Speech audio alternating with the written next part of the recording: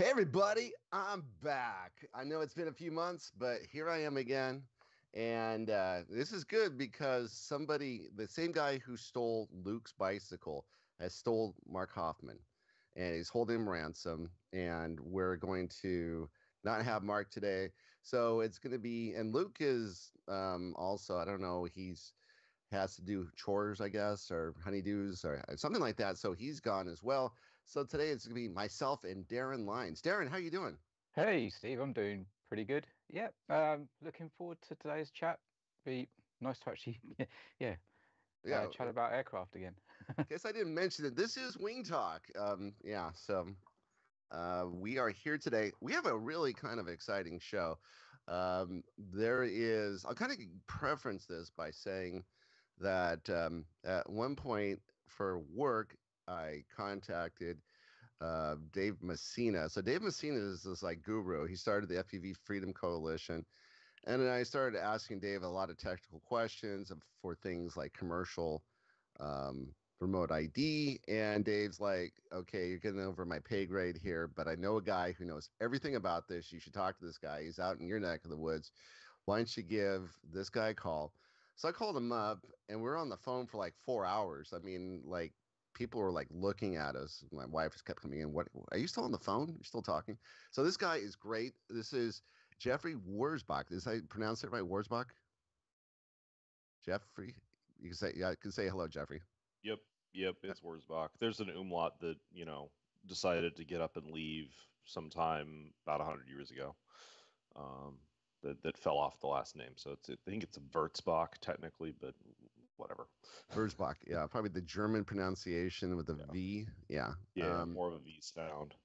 Yeah, Wurzbach. So Jeffrey, your expertise is in hardware, and so we are going to be talking also a bit about hardware and what we might see coming out. You also can see behind the curtains of what's going on with Ardupilot, which is interesting because we share similar architecture. Before the show, I was getting into it and mentioning like we're pretty much 2 meters and under when it comes to INAV. I mean, we do have some guys flying 2.5 meter and larger planes, but 99.9% of the people out there flying something that's under 2 meters. And where Autopilot, that's kind of starts off at 2 meters and it goes to something much larger. Yep. And so we're going to get into that. But the main thing I wanted to talk about today to start off with is remote ID from here in the United States. And I think we both have different interesting perspectives on what it is. And we kind of want to break it down into the no hype. This is kind of what's happening. And also share our opinion as to where it's going, and so that people don't get freaked out. And they were doing this from the perspective of we're telling the rest of the world what's going on here in the United States and kind of what you can expect and what this looks like, why this may or may not be a good idea and all that other good stuff. So, yeah.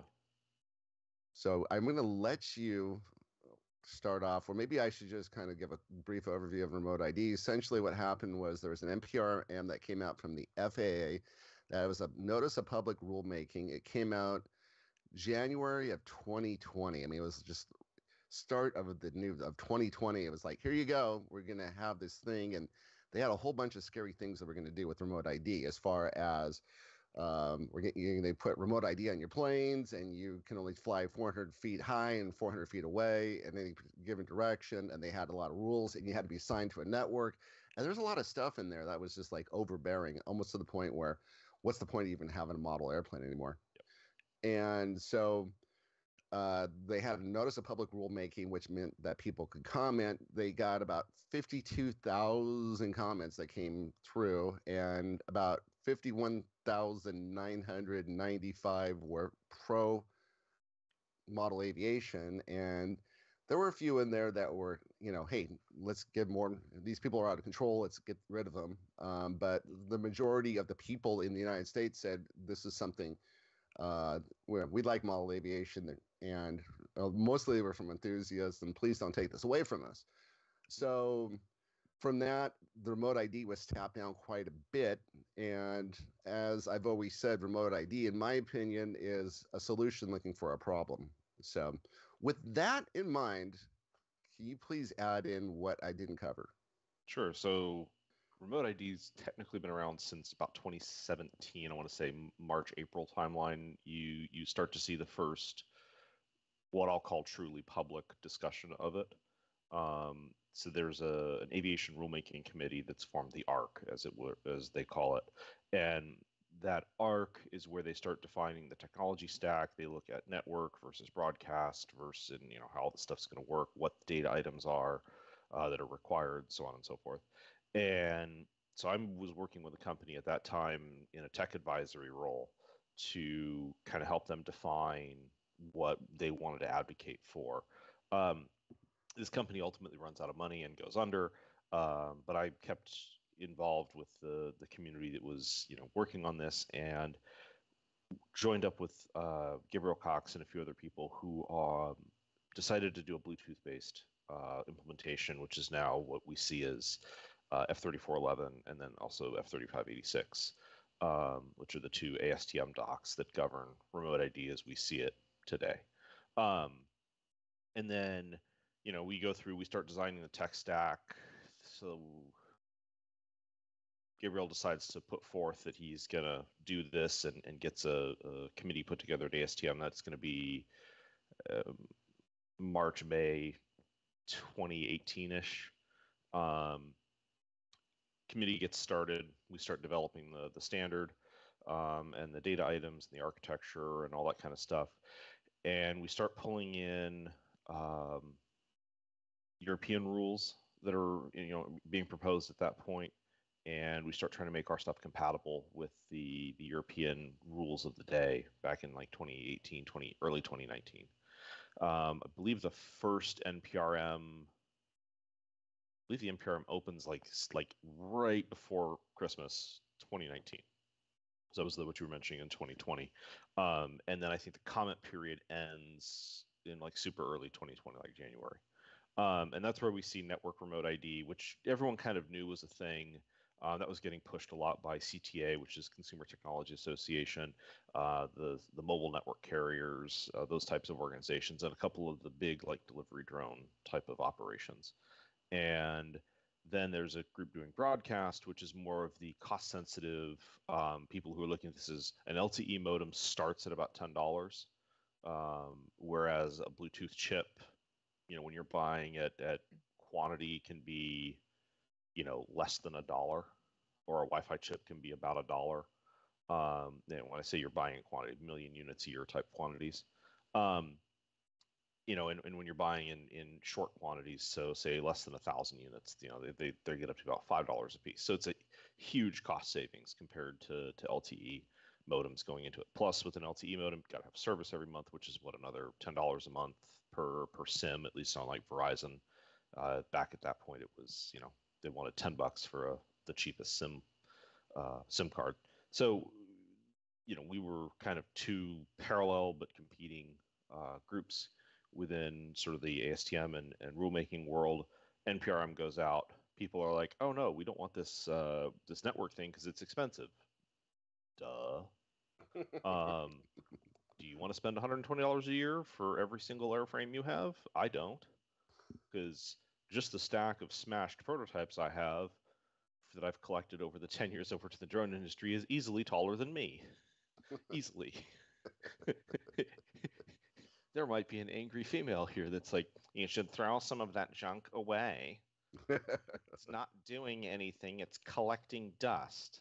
Yes, but it's also parts. So anyway, the NPRM goes out, 52,000 people decide to get very angry about this, and rightfully so. And so what we see happen is the FAA goes, oh, remote ID on the network, not popular. Remote ID broadcast, okay. So let's put this operator location garbage in there. And this is where remote ID is sane and sensible versus remote ID is crazy, occurs. That's where that split happens. Wait, so you're saying right where the operator is standing is that part becomes of a it. requirement. That hard requirement. It was in a lot of the stuff before, but in broadcast land, it was just, blast the location of the aircraft. It wasn't blast the operator location. Like if we go back and I go pull like my 2019 drafts or 2018 drafts at the standard, operator location is not in there. So that's a new addition that was basically forced by the deletion of network, because network did include it. But network also allowed it so that only UTM providers, your unmanned traffic management system providers, could see that. So, okay, cool.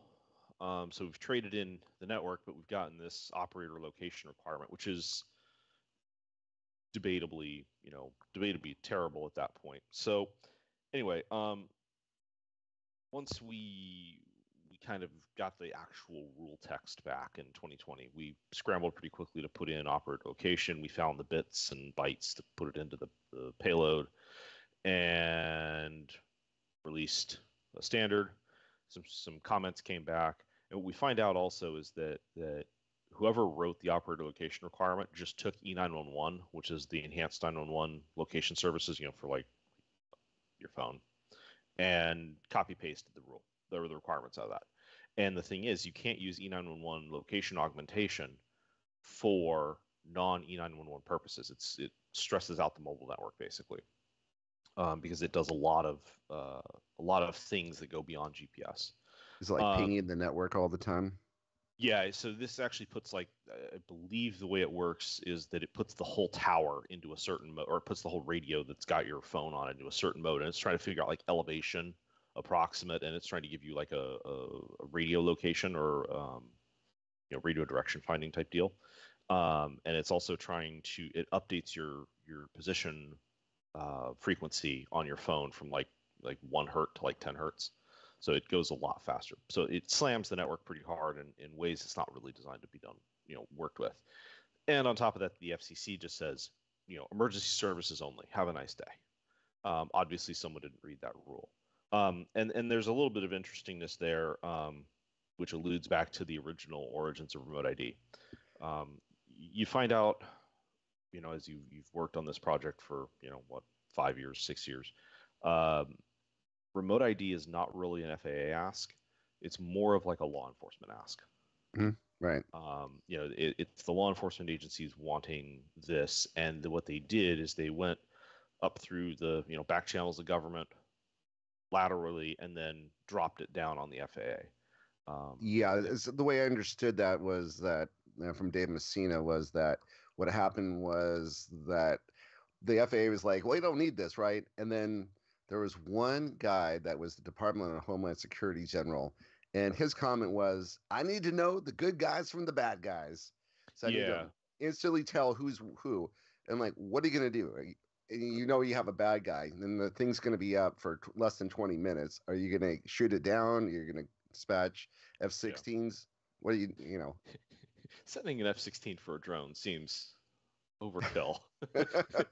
Police helicopters, I don't know what's the point of this. This is something that's, if you have a 20-minute window, you're gonna go out and do damage if you want to do damage. Yeah, your closure time is small, right, if you're under an active attack, and we kind of see this if you're following the headlines in a certain location in the eastern area of Europe.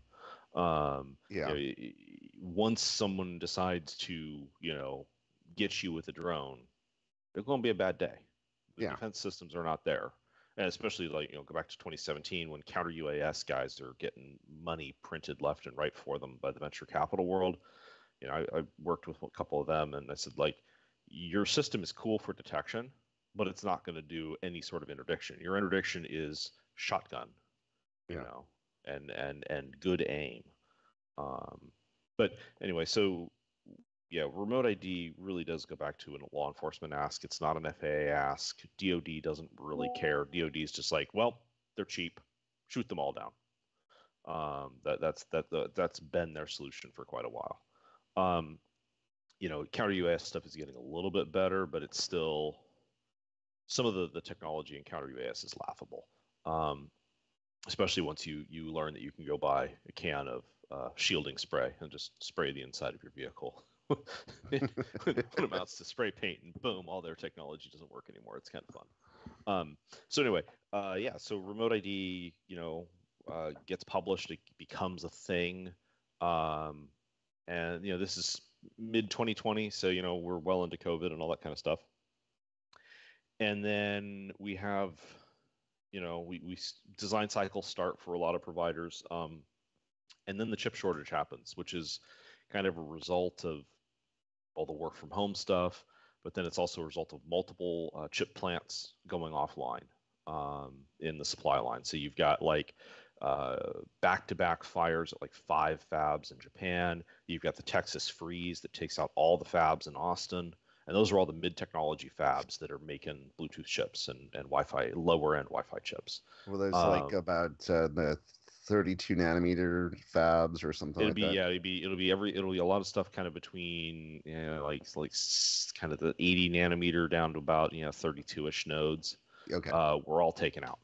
All pretty much the head of the fab for NXP's like Austin division. Yeah. The VP of fabrication hardware for the U.S. He posted some pretty wicked pictures on LinkedIn where it's like they literally took the clean room. They cut a truck-sized hole in the roof and picked an air handler out. And he walked up to the air handler, and there's just pipes that are blown clean open from the freeze. And they basically did the semiconductor fab version of scramming the system. Normally it takes like a week to shut down a fab. They did it in less than 3 days. And they had issues where they had to go into piping. I know people who design some of the fab tools, and they're like, yeah, if you don't shut them down correctly, you can get a nice little vapor trap in the piping that will explode. And so they had to send guys in to like scrub all the pipes, like literally, to get all the toxic, flammable stuff. I mean, we've all watched Breaking Bad, right? And, the pilot episode, they get rid of the body with hydrofluoric acid. Hydrofluoric acid is like Tuesday in a semiconductor fab at 9 a.m. before coffee. I mean, this is a level of boring that we're talking about, or spiciness, depending on your depending on your background. So the reason this went down in the United States, was there a fire or something? This was the Texas power grid. Oh, the power grid? Yeah, it went down.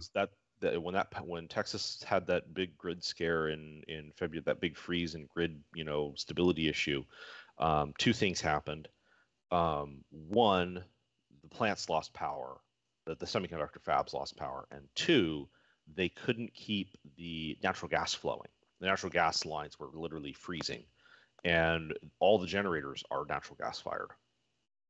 And when the gas companies basically said, hey, NXP, hey, TI, shut your stuff down because we're going to shut you down in like an hour. They scrammed the equipment and basically, got it shut down as fast as they could and as safely as they could. And thankfully nothing blew up, but they were close. I heard some stories. So that triggered a cascade effect where, like TSMC got slammed, but also you saw a lot of issues where, automotive canceled all their orders in, 2020. And so there's a lot of chipsets that are common between drone hardware and automotive that, had to be rebought. And I mean, I saw cases in 2021 of, tier 1 automotive suppliers and automotive manufacturers would basically just go in and go, hi, ST Micro, here's $2 million. You deliver this chip tomorrow. And smaller customers literally had their entire 6-month allocation or year-long allocation just canceled. So you'd be like, oh yeah, I have a secure supply of all these chips, and then you wake up the next day and you don't. So that was fun. What kind of chips were those? Were the F4 series? It was everything. F4, G4, L4, especially the F100 family. Because the F100 family and the F0 family go into a lot of automotive applications, like a sensor front-end chips, like your oxygen sensors and mass airflow and all these kind of CAN bus enabled sensors in your engine bay. Those are all pretty much ST Micro or TI devices. Okay. And I heard the automotive industry started in that time because it was a slow time for auto sales. They switched over from the older Charles style STM chips to the H7s. Yeah, there's a little bit of H7 crossover that goes there. The other thing that H7's got popular for, like the H743, is Chromebooks and related type of laptops. Wow. So there's a Super I/O platform controller hub type of chip that's basically handles all the like keyboard scanning and power button scanning and all that stuff for the Intel chip. That's an STM32 in a lot of Chromebooks, and it's an F405 or better usually. Interesting. So that's a lot of the reasons why you saw flight controllers just go bonkers.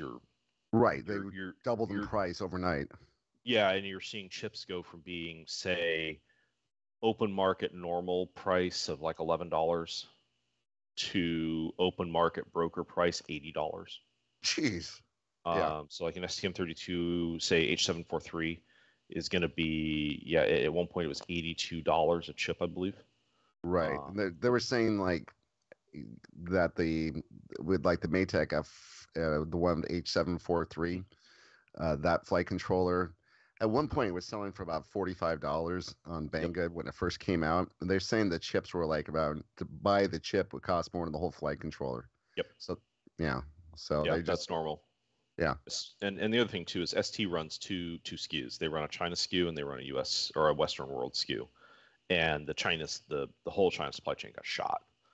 Wow. Because the spikes in demand left and right from people buying Chromebooks, automotive, all these different factors just converged in 2021.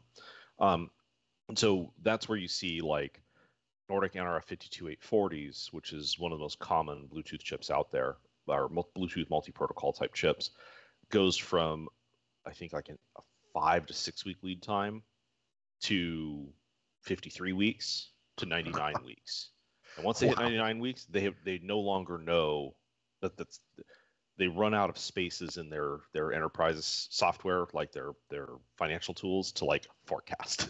They're like, it will be available when it's available. Wow. And so this is where you see the rise of the ESP32 based remote ID stuff, because ESP32s are the only chip you could buy. So that's where we find ourselves sort of mid to late 2021. Okay, so is that ESP32? Is that the Simtech chip? Is that one of them? No, so it's an Expressive chip. They're a Chinese design house and foundry. Well, they buy their foundry time from somebody, but it's a fairly common hobbyist chip. It makes its way into a lot of like Arduino type projects now. But it's a Bluetooth, Wi-Fi, or Wi-Fi. Or Bluetooth plus Wi-Fi chip, depending on what. I thought I saw that on the LoRa. So for the things that we were doing, INAV, it was INAV telemetry, so you can actually see. They changed it from INAV to ESP32. Darren, help me out with this. What was the name of the? It was INAV radar, but it was always on an ESP32 chip. And where someone started porting it over to Ardupilot and other systems, it made more sense to just rename it ESP32 radar. So I mean, it was always on those chips. And what it did was you put it on a plane and you go flying with your buddies, and they have it on a plane as well. So it could be a 915 megahertz. And then you can actually see where they're at, upwards of like a couple miles away, and you can navigate yourself through INAV to them. Nice. And then somebody will inevitably point to the TI demo of 80 kilometers. There's a TI demo for a sub-gig LoRa-ish. So LoRa is like Semitech and Microchip and a couple other companies. TI did their own solution, but TI has a demo for a very similar technology that goes 80 kilometers point to point. On like a little battery powered thing and with a normal antenna, which was pretty cool. But it's like 2 kilobits a second data rate. It's slow as hell. But yeah, so usually what you see with like these ESP32 and LoRa devices is they'll have the ESP32 chip, and then they'll have the Semitech, LoRa chip basically out there, and those work pretty well. They're just slow relative to a lot of the stuff that I've had to work on for like Ardupilot hardware, because everyone wants, we're going to send HD video and telemetry and all this other fun stuff over an IP-based link. And you realize that the packet overhead is literally the entire channel bandwidth on LoRa, just the management overhead. So like when you look at these digital like FPV systems that are IP based, you see a lot of overhead there in the link just from like sending TCP/IP packets. Granted, most of your stuff is moved over UDP, but still, people still, for some reason, like to pick the overheady version. I might be getting this wrong. Semitech might be. I might think of Simtech. It's might be the same thing. That's what they're using for the transmit modules for things like ELRS. FR Sky uses it as well. Yeah, I might be pronouncing the chip manufacturer's name wrong, but it's like Semitech or Semtech or something like that. So, yeah, I think yeah. So it's a Simtech. So it's both 900 megahertz and 2.4 gigahertz LoRa long range. Yeah, and the 2.4 stuff's probably Bluetoothy, and Wi-Fi E, and then you get your sub gig is going to be your like LoRa protocols. Yeah. I believe the chips are actually software defined as well, so the frequency can be whatever. Yeah, usually the chips are mostly software defined, and then it's just defined by what you put on your output PA and matching and all that kind of stuff. I mean, even cell phones are that way now. You can do all sorts of fun things with a cell phone radio if you know how the software. If you have access to the modem driver stack, you can do some really interesting stuff. So fantastic. So I'm sorry to disrupt your train of thought here. We're going through the evolution of remote ID, and so and how we got to the there are no parts problem. Right, there's no parts. And so you did a good job explaining why, yeah, where we're at today, which is here's implementation time, and the only one that's available right now is from Horizon Hobby in the United States, and one of my buddies had me put it on order for him because I was buying some other stuff from Horizon Hobby, and let's say it's been a month, I haven't seen it yet. Yeah, and the Horizon Hobby one is actually kind of a late entrant. You had Drone Tag, the Czech company. It's Lucas. I'm not going to try to butcher his last name, but Lucas is the CEO of that company. He actually has the first unit. When you go look at the FAA's test package, they contracted to University of Mississippi for. That's actually, or sorry, MSU. That's his device that's flying, and that's a Nordic NR52840 based hardware. And then you'll see Blue Marks. I think it's a DB100. Now these aren't modules. These are standard remote ID devices, because standard remote ID goes into like you are required in September of 2022, and then you get a reprieve until January because you couldn't get hardware. So what you saw going into sort of end of September 2022 through end of January 23 was a lot of people basically buying dev boards. You flash the remote ID firmware on there, and you just suffer with the dev board because you couldn't get hardware until like literally August of 2022. It was almost impossible to get hardware in a reliable fashion unless you were buying 100,000 pieces. And even at 100,000 pieces, it was still kind of iffy. There's some war stories from when I was helping High Tech with stuff. High Tech servos. Yeah. We had some bad days in supply chain. I mean, hell, there was a day where DHL literally lost all of the STM32 chips we were trying to use that existed in the world. They're somewhere in Cincinnati, and I'm still butthurt about that, because it's like, really, guys? I have a whole board designed on this thing, and y'all dropped it on a conveyor belt somewhere in Cincinnati. And now the best you could do is refund me? Really? Do better. Do better. Anyway, so yeah, you finally start to see hardware come out, start flowing at the end of around summer-ish 2022.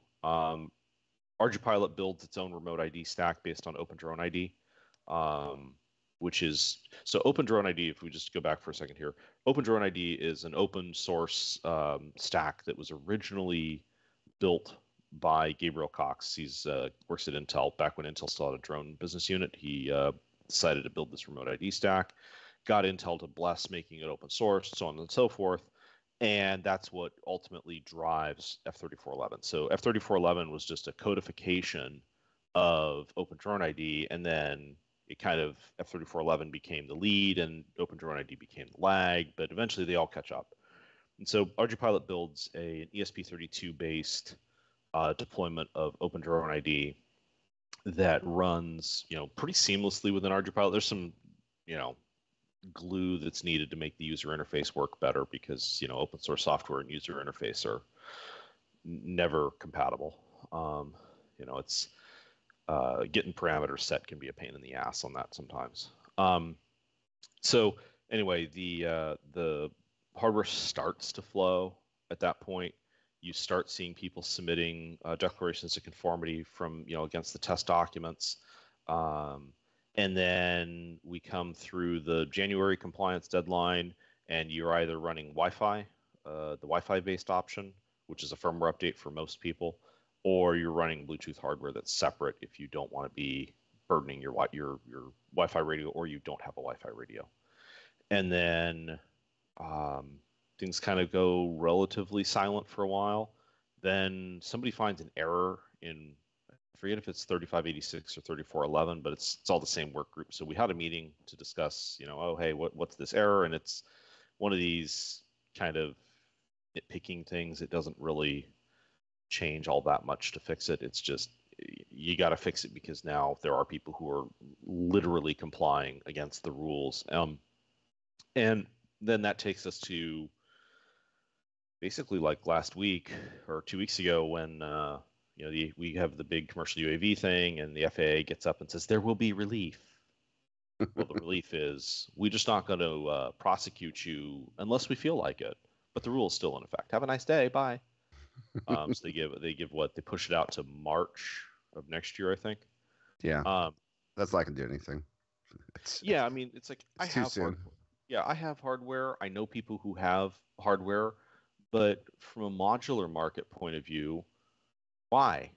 Because I got to buy a GPS now, and I got to certify this thing on my own. I got to put out a user manual.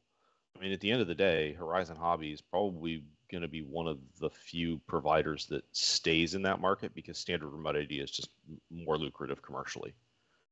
It comes with a larger consulting contract, basically. Or larger bill of materials contract, like, I'll sell you the cube, I'll sell you the here 3 GPS or here 4 GPS, and I'll sell you your remote ID, implementation, whether that's cube ID or built into the here 4, whatever. And on top of that, who's going to buy a blue here 4 as a module for a $200 aircraft? So one of the questions I have for you is what when we looked at the remote ID regulations, it said that the operator, and we mentioned this before, you need to know the position of the operator. Yep. And so that would require that there be a GPS module, most likely in a module bay in the back of the transmitter, with broadcasting up the transmitter to the receiver. So it goes out to a channel into the remote ID module saying, the guy flying this is over here. This is something that there was a huge blind spot in constructing the regulation and constructing the actual deployment.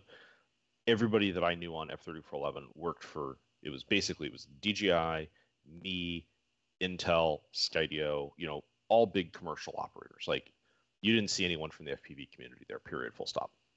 Like, Dave Messina was the closest you were going to get. And he's one voice out of a lot of big personalities, so really the FPV community did kind of get stomped on that front because just straight underrepresentation. Right. And when you go troll through the Facebook, groups and the various, social media groups and forums and whatnot, people are whining about this. There's a certain amount of, I'm not going to say empathy or apathy about this, but there's a certain amount of frustration that I have with it because I personally funded my time there. If we think about it this way, I'm probably between $125,000 and $250,000 into remote ID out of my own pocket in varying flavors and accounting techniques. And so when people whinge about, oh, remote ID is terrible, cool, show up to the meetings. I did. Where were you? Yeah. Like, there's a certain amount of just blunt reality that needs to be dosed out there. If you don't like it, fine. You got to be on point with it. You got to say, hey, this is bad. Show up to the meetings and explain your position. And that's part of how the FPV community and a lot of the recreational operators got stomped, is that, you know, I have my commercial interest, my day-to-day interest is in the guys that are paying me to design hardware. And you know, you're not going to pay $1,200 a day to design, you know, your little foamy FPV machine that's going to cost $250. That's just financially unviable. Right. So anyway, there's a huge blind spot in the rule for home garage builders. We tried. There were people like me who were really advocating as much as we sensibly could to make things happen. But at the end of the day, you're the strong minority in the organization, so you do get drowned out pretty quick. So the question I have, though, I looked at the Spectrum remote ID. There's no GPS module on the back of the transmitters. The Spectrum transmitters don't have GPS in them. So there's no way for him to broadcast where the operator's standing at any given point, which to me looks like it doesn't meet the rules of the requirements of remote ID. Yeah. So that's where you get into the weird split between home build and commercial operator. So if you've got a guy, someone flying, say, a Cinelifter, right? That's commercial. That's a commercial operation, but it's going to be running, you know, typically a lot of home built hardware. And so the idea would be is you put an app on this thing, you hook this up with Bluetooth to your transmitter, and then the transmitter streams the position from your phone back with the assumption that your phone's never going to be more than a meter away from you. Right. You know, your phone's almost always going to be in your pocket. And so that was sufficient for what we thought. You know, granted, we're sitting in a room where most of us are capable of designing an RC controller or have designed an RC controller. So we're looking at it from a designer's point of view as, you know, much as a user's point of view. So yeah, the idea was you would stream on a standard remote ID build. It's like a bind and fly, or like, you know, one of these kind of complete ready to fly things. You'd bind your phone to your transmitter, and then your transmitter would send the location out. For a complete home build system where you were going modular, like a full modular remote ID approach, you would just report your takeoff location, which is what the standard requires there. Oh, okay. So if you're moving your remote ID module like from recreational aircraft to recreational aircraft to recreational aircraft, you don't need anything in the transmitter. It's all in the module. Thank you for explaining that. That's where I was like, well, where's the other half? So that's how they got around it. Yeah, I mean, we essentially at Free Sky, we looked at it and we said, oh, this is easy. We can have this done in a month, which means that it's 3 months before it shows up. So the 6-month reprieve is actually really great for us. We'll have some kind of solution out. But I was really concerned about that part of it. So thanks for clarifying. Yeah, and eventually you'll probably see some JR type modules, JR compatible modules that have the GPS in them. The problem is that the RF orientation or sky view that you need for the GPS module just isn't there in a JR module because it's pointing down usually, right? Right. So unless somebody builds some, you know, god awful dingus to hold the antenna, it's going to be kind of ugly. And the other thing too is that when the FAA defined operator location under Part 89. And Part 89's definitions for operator location are different than like EASA's, you know, requirements, so on and so forth. But they literally just copy pasted it out of the E911 spec, and I don't even think the FAA wrote that, to be honest with you. I think somebody else gave it to them. But the E911 spec can't be achieved with a normal GPS today. It's just not physically possible. Wow. I can do it with survey quality GPSs like the RTK systems, but I mean, are you going to put a $700 GPS? You know, the chip alone is $199. Just the chipset or the module. So, okay, we're going to put that in your transmitter. Okay. What did my Tyrannus cost me? $150 back in the day. Yeah, and I think I bought it with Craft and Theory's telemetry script on it, so call that $300 because, you know, you buy the lifetime license case, blah blah blah. But we basically are just blowing the entire shelf cost of the product completely out of the water in bill of material land. So, you know, that RTK module is going to cost, say, $750 implemented on the shelf. You know, pick your favorite retailer, right? That's not feasible. So there's a lot of disconnect in these rulemaking blocks, which is, where people in like FPV community, INAV, so on and so forth, really do need to start making time to come to these events, because the FAA is used to a circuit board costing $1,000. They're used to Boeing prices, or they're used to Airbus prices. They're not used to, FPV vehicle pricing. And it's just because that there's literally 2 orders of magnitude separation between pricing. They just don't. It's a completely different paradigm of thinking. My view on this, and maybe this is just kind of from what I see, is the feeling I'm getting from the FAA was that they were never really behind remote ID in the first place. This was not their initiative. And yeah, Jeffrey's shaking his head. They in agreement. And the idea is that remote ID is essentially, if they were behind it, they would be talking about it all the time. I mean, it's like 3 months before remote ID comes effect, whatever. So they're going through the motions. This is something that's on the rule books. And the way I look at it and the way I explain to people is, if you keep your nose clean and you fly below the radar, so to speak, and you don't do anything to get noticed by the FAA, chances are they're not going to bother you. They're not just going to show. Can't bother you. They don't have enough people. They don't have enough people. Like hot air balloons in San Diego, buzzing literal dry tinder boxes of canyons for sport. And you've seen a hot air balloon. It has this giant flamey jet thing, right? Yeah. Okay, that thing gets a little bit close to the ground and drags and flips on its side, and that burner's firing. Oh, hey, look, grass fire. Well, we watched the news in 2003 and 2007. What does San Diego do really well? Catch on fire. Yeah. The FAA didn't do anything for that. There's a lot of the FAA just doesn't have the manpower to enforce this stuff. They need to. Yeah. And with this operator location thing in there, I really think. Do you know Kenji Shigahara? No. He knows Dave, and Dave knows Kenji. But I was talking with Kenji a couple weeks ago, or probably a couple months ago now.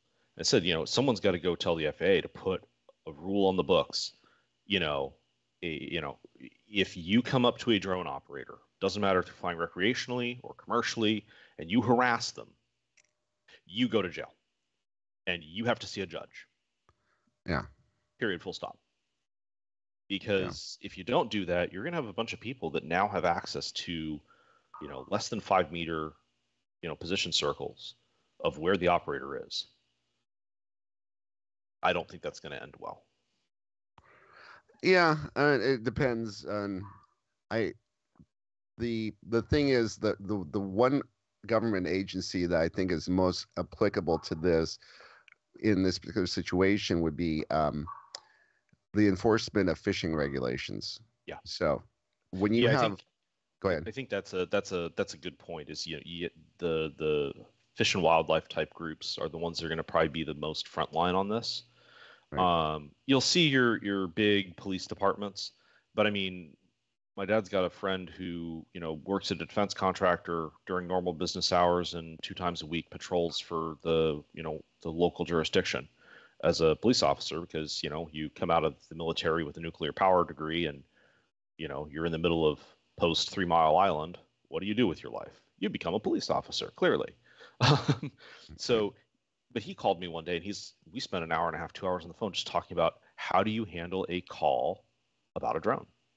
I was like, I'm not a lawyer. I'm not a cop. Right. I'm an engineer. Right. But there's no dissemination of information to law enforcement about how to deal with this stuff. There's a lot of incomplete thinking, if you will, about how to do this. And I suspect that's going to be largely true worldwide. Well, I was going to say, especially you look in the United States, when you want to get a fishing license, you get this little manual. It's printed on cheap paper. It's about this thick, and it lists pretty much every single kind of fish you can ever imagine that you can catch in California, if it's here in California. And then it lists the sizes you can catch, if you can catch it, if not. there's all the regulations. There's like a gazillion regulations. Yeah. And what they had to do is they had to hire people. So they would have to deputize people like park rangers, and then they would have, federal agents who would also do this. But the reality is what they do is they put the fear into people every once in a while when you're out commercial fishing or just recreational fishing off the coast of California, and you come back in on your boat. Occasionally you'll see somebody, one of the federal officers will ask for your fishing license, come on board, take a look at the fish that you caught, make sure that they're all within regulations. And then what happens is the word spreads around in the community. Yeah. We're not seeing that with the FAA. They're not trying to do that. Yeah, I don't think we're starting to. I don't think we're going to see that for a while.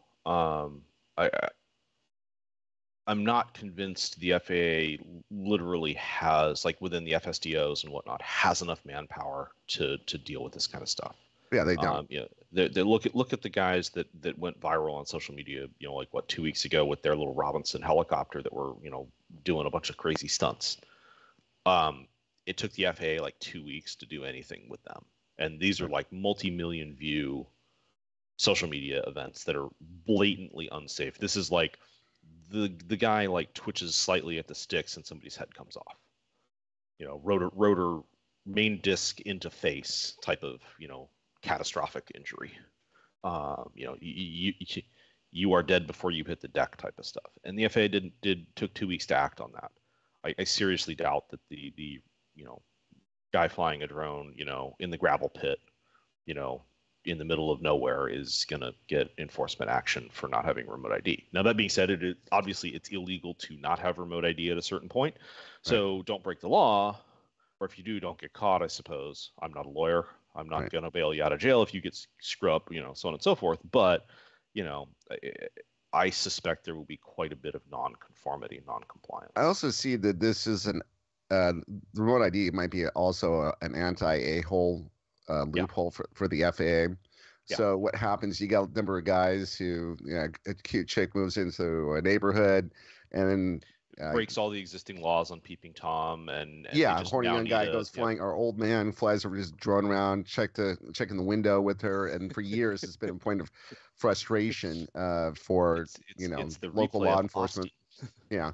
So there's just before you go on with it, that's a really kind of interesting story. So back in 2013, there's a guy that the video basically goes viral. This chick just person beating the crap out of a drone pilot. Just full on blatant assault. Right. Everyone in the drunk community is like, arrest the chick, take her to jail, throw the book at her. Well, what you don't realize is that he was flying his drone aggressively close to her while she was suntanning on the beach in a bikini. Oh. This guy also got busted like a year later for being a sovereign citizen and having a bunch of other things you're not supposed to have, specifically in violation of like 2250 family, 18 USC 2250 family stuff. Yeah. That would be, underage children images for those of you who don't speak government. Yeah. So, yeah, he got busted for some nasty stuff. But yeah, your point about it being an anti-asshole law is completely valid. They will use that, even though there's already rules on the books that will already handle that. The government likes to add new rules instead of enforcing the existing ones. Apparently, it's a federal law now when you have this, as opposed to a local thing where it's the way that the FBI or other agencies can come down on you. Yeah, and that might be useful, but I think the other problem you're going to run into is the federal prosecutors just don't have time to deal with this stuff. They're just going to whatever. And right. I don't know if there's going to be a law that allows jurisdictional delegation for the federal prosecutor doesn't want to deal with this. They're too busy prosecuting, guys for tax evasion. Right. So let's delegate this to the local district attorney, and the local district attorney can knock themselves out. And I don't know if there's any regulatory flow for that's been proposed or exists or will exist soon, but I think that's part of the solution. But yeah, I get a little bit annoyed with the concept that, drones can spy on you. Because for a long time, you'd see a news story where it's, in the upper third, there's a picture of a predator, or sorry, a picture of a Phantom, and then in the lower third, they're running a little headline banner of the capabilities of a Predator. I'm sorry, a Phantom cannot fly for 72 hours. Yeah. And it does not have a gimbalized camera on it that can zoom in to the point where it can read the serial numbers off the dollar bill that you're paying, for your drink at the beach with. Right. It's a GoPro with rotors, basically. It's a 2 millimeter, format lens and a, tiny little cell phone sensor, basically. Right. There's just not enough optically. That just doesn't work. But people don't understand that. They're used to the spy movies that overplay the government's hand in what they can do. I kind of see things a little bit differently as far as, I mean, like I was driving to work one morning and I look off to the side and there's someone doing construction work on the side of the roads, and then they had a drone flying over it, and it's just, they were just, I think, surveying the land, maybe that they're going to widen the lanes or something like that. Yeah. And I mean, so essentially no one was stopping to look at it. No one cared. It's just, Yep. It's just baked into the ethos to say now that drones are something that are so common that you see them everywhere doing all sorts of different tasks. And I think that's the biggest problem that the FAA had. By the time they got around to regulating this, it had so many years had passed that people's opinion on drones are kind of like, oh, cool, yeah, they do neat things. I like watching movies. I like watching the shots, establishing shots with interesting angles and things like that. And this is done by drones, and especially here in Southern California. Yeah. Where in Los Angeles, I mean, essentially, a lot of these big Hollywood, whenever they film a movie or something huge in Los Angeles, that means hundreds of millions of dollars, millions of dollars potentially pouring in to the local community for this movie or this project. And a lot of these movies are going out of state, out of country. So, I mean, the city officials are doing whatever it can. They close down freeways in the middle of the night to make stuff happen. Yep. And when these directors say, I want to get an establishing shot of downtown Los Angeles, and I want it to be from 2,000 feet, and then within 15 seconds, I need down to 100 feet. So I want this thing to drop out of the sky as quickly as possible, but as smooth as hell. Yeah, and at a certain point, you're going to have to hire Fred North, and I'm assuming we've all seen his social media posts. I mean, the kind of crazy fun stuff he gets to play with filming helicopter shots. Fine, but I guarantee you he's not charging less than $1,000 an hour for that service. Right. But for the helicopter, his time, his maintenance crew's time, his all that, the camera ops that are working with him, so on and so forth. There's no way that shot is costing less than $1,000 an hour to take, and I'm guessing it's probably an 8-hour minimum too. But aren't a lot of those done by drones as well? So that's where like lower budget productions, or your more like TV series can't afford to do that. Right. Sure, Michael Bay can whip out his checkbook and go, here, how much money do you want? But an indie television show that's being paid firm fixed for like Netflix, they don't have that money. So we do have to have solutions for drone hardware in that world. And then also what do you do with like the bowling alley? You remember the bowling alley promo video that kind of was all one shot, all flown? Oh yeah, when it came outside, inside, flew around. Yeah. How do you do that? You can't do that with a Eurocopter, 135 type of aircraft. The door ain't big enough. Right. So I think there's a lot of in the Hollywood world, in the kind of media studies world, and journalism world. I mean, not everyone's going to be able to bring a helicopter to an event, and if you're a small news agency, drones are a lifesaver. Right. And so I think say though that when you have in Hollywood, if somebody were to get busted or harassed by the local police department, they would be on the phone with the city council or guy, and we'd be on the phone with the mayor, who was like, "What the hell?" We did whatever we worked so hard to get these people to show up. Now we're getting harassed by our police department. Yeah, and I think the other situation you see there is also you're going to get some busybody, HOA president type of character harassing them, and you'll see the same kind of make these people go away type of rules that happen. I think from a regulatory point of view, and certainly as Europe starts to roll these rules out, I'm kind of hoping that Europe's actually kind of been leading remote ID to a larger degree than the U.S. Everyone talks about the U.S. because the FAA and how complicated our airspace is, but realistically, Europe's actually had more rules sooner, faster iteration cycles. So when something's wrong, they actually fix it faster than we can. I mean, redrafting Part 89 is going to take 2 years plus to get it fixed. Whereas EASA seems to be a lot more responsive to fixing issues, and I think that's partly a function of, for Europe at least, there's a huge imperative to innovate and to overcome some of the structural things in their economy.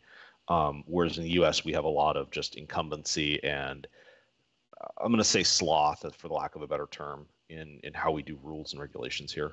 Yeah. But yeah, it'll be interesting to see how certainly like LA and Orange County and kind of anything inside the TMZ, the 30-mile zone. Yes. Anything inside of that, it's going to be real interesting to see how the jurisdictions handle drones and also handle people harassing the drone operators, especially now with remote ID basically blasting their location.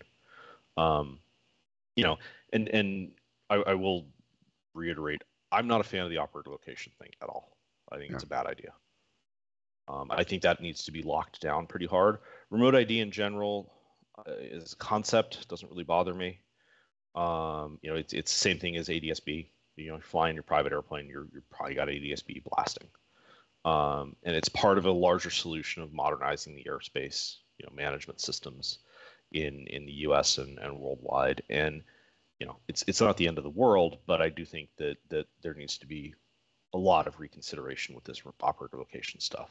Yeah, so I mean, a guy like myself, I'm pro FAA in the big picture, because I mean, I think you're too young for this, but back when I was a kid in San Diego, I grew up in San Diego where you live, and so they had PSA, was a small airline, Pacific Southwest Airlines. And they put an airplane into what was it? Is it North Santee-ish? It was North Park, yeah. It was North Park, yeah. Yeah. And it was essentially, when that happened, it was like one of the darkest days ever. PSA went out of business after this, and that was our local airline out of San Diego. That's not the only air disaster that PSA has had. They've had several. They had I think it was PSA had an airplane that was flying out of one of the LA area airports, and a bunch of hot dogs and a fighter aircraft. Clipped them. Wow. Yeah. Didn't clip them so much as cut them in half. Ooh. And I don't remember the specifics of that one, but basically an F4 versus a commercial aircraft, and it did not end well. This is where you find out that in about 2 seconds, the Phantom goes from the size of it goes from that big and hiding behind the A pillar, if you will, in your windscreen, to eye contact with the pilots. At the closing rates that you're talking about. So, Pacific Southwest had a really interesting history, but it's the FAA and whatnot and other related civil aviation authorities brought a lot of order to the sky and made it where you're not hearing about a major airline having a catastrophic loss of life. I mean, 50 people dying in one shot. We went up until the 737 disaster and with the MAX 8, really you didn't hear about airplanes crashing beyond they had a punch through on some landing gear because the pin failed. The pin that rotates the landing gear failed. Okay, cool. Well, the airplanes are right off, but the most irritating thing was some guy had to be away from his phone for 30 minutes. Oh no. and yeah, no, so that's the whole point, is keeping the skies. Oops. Suddenly there you go. Wait, are we going? Oh, we fell out. I think we're still on. Yeah, there was some weird glitch. All right, we're back. So the FAA was, I mean, they've done a great job keeping the skies safe. I think a lot of that has to do with the computerized flight these days and everything else. But the idea is that we are right now at a point where that's what we want. And I think as INAV pilots, we are it would say model aviation in general. And I'm talking Ardupilots with the commercial drone industry, INAV pilots. We want people to be safe. We don't want to hurt anybody. We don't want to hurt any property. We just want to enjoy our hobby. Yeah. No, and model aviation is generally incredibly safe. Yes. It's actually safer than commercial, sort of airline transport operations. Right. Fatality rate for model aviation is, let's see here. The last one I remember is the RC heli pilot. Yeah, in New York. Yeah, the clock cut his cigarette out of his mouth and he cut his head off. Yeah, because the wind changed. Yeah, that guy. So I think that's the last incident that I've heard of where you've had a death. A few years earlier was some lady watching a glider race in Japan, and she got hit by one of the planes. Yeah, and that'll have some weird multi-system trauma from it, I'm guessing too. And I think the most bizarre one that I've heard with the drone was a Phantom fell out of the sky over a park, and it landed in a baby's stroller, and the rotor still had enough energy left in it. It pierced the eye, and the kid's down an eye, but not dead. Yeah. I mean, not a fun injury, but no death. Right. And from the FAA's point of view, if we compare that to say a 737 evacuation drill, that was a successful evacuation with, that passes with flying colors level. You can literally break your leg evacuating off the slides on an airplane, and the FAA considers that a pass. So, you think that, oh, that's a big injury. Well, yeah, but you're probably going to survive that long enough to get someone from the medical, community to treat you quickly as part of the, aircraft rescue operation.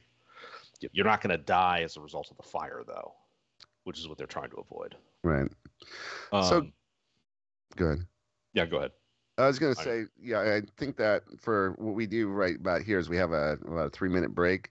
And then, but before we cut it, is there anything else you'd like to add for remote ID? Because I think after this, what we're going to do is I'd like to talk to you about hardware that we could possibly see coming in the flight controllers for things like INAV in the near future over the next year or two. Yep.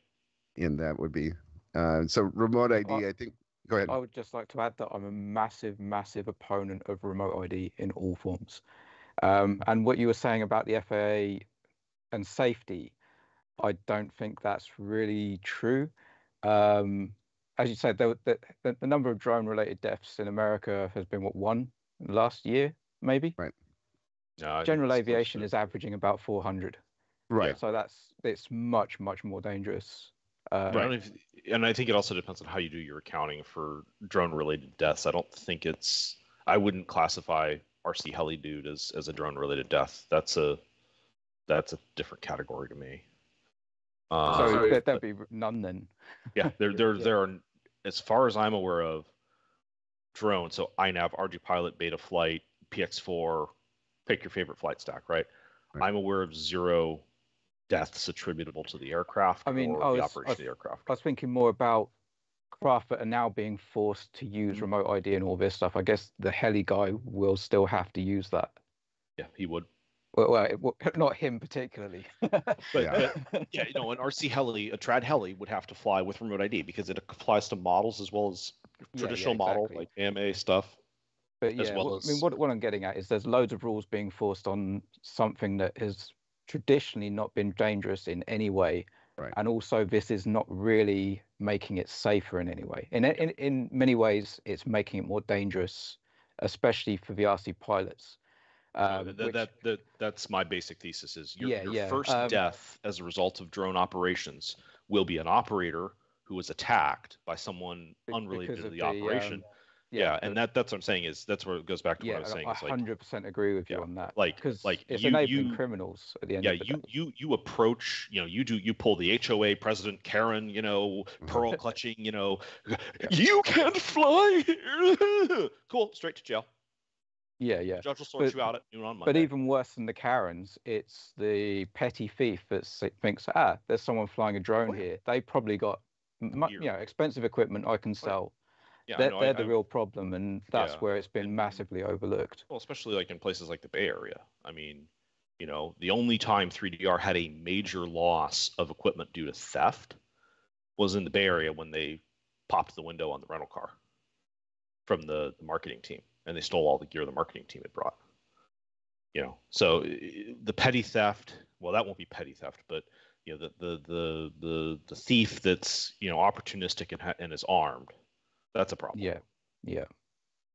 So anyway, there's a break that we had scheduled, I think. Yeah, Perfect. definitely. We're gonna take a break. I just wanted to get that out there. 3 minutes.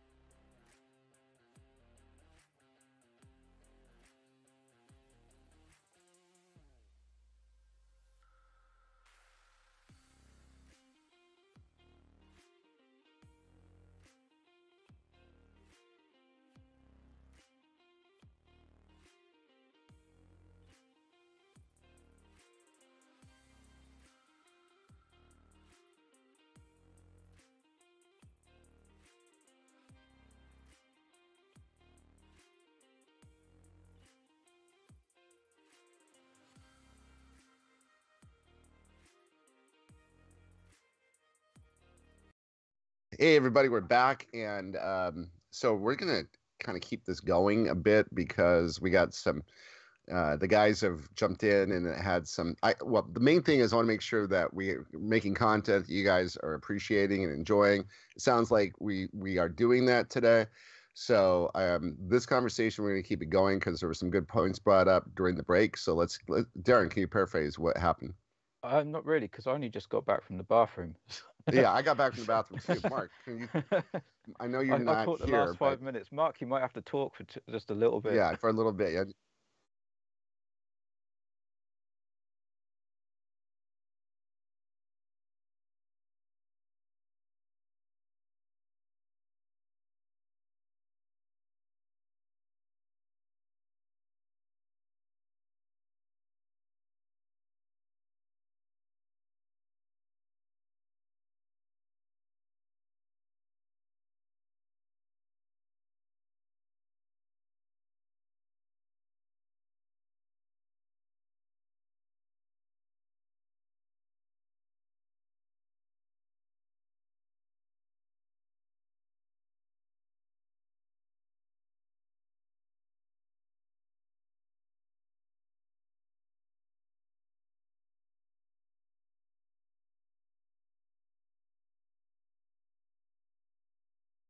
God, I love that. That is amazing. And it's the idea of like cloned plates or swapped plates on a car, right? You know, bad guys. Yeah. Oh no. Okay, guys. I just what's going. Yeah, I just realized that I was muted in the stream, so I repeated quickly. So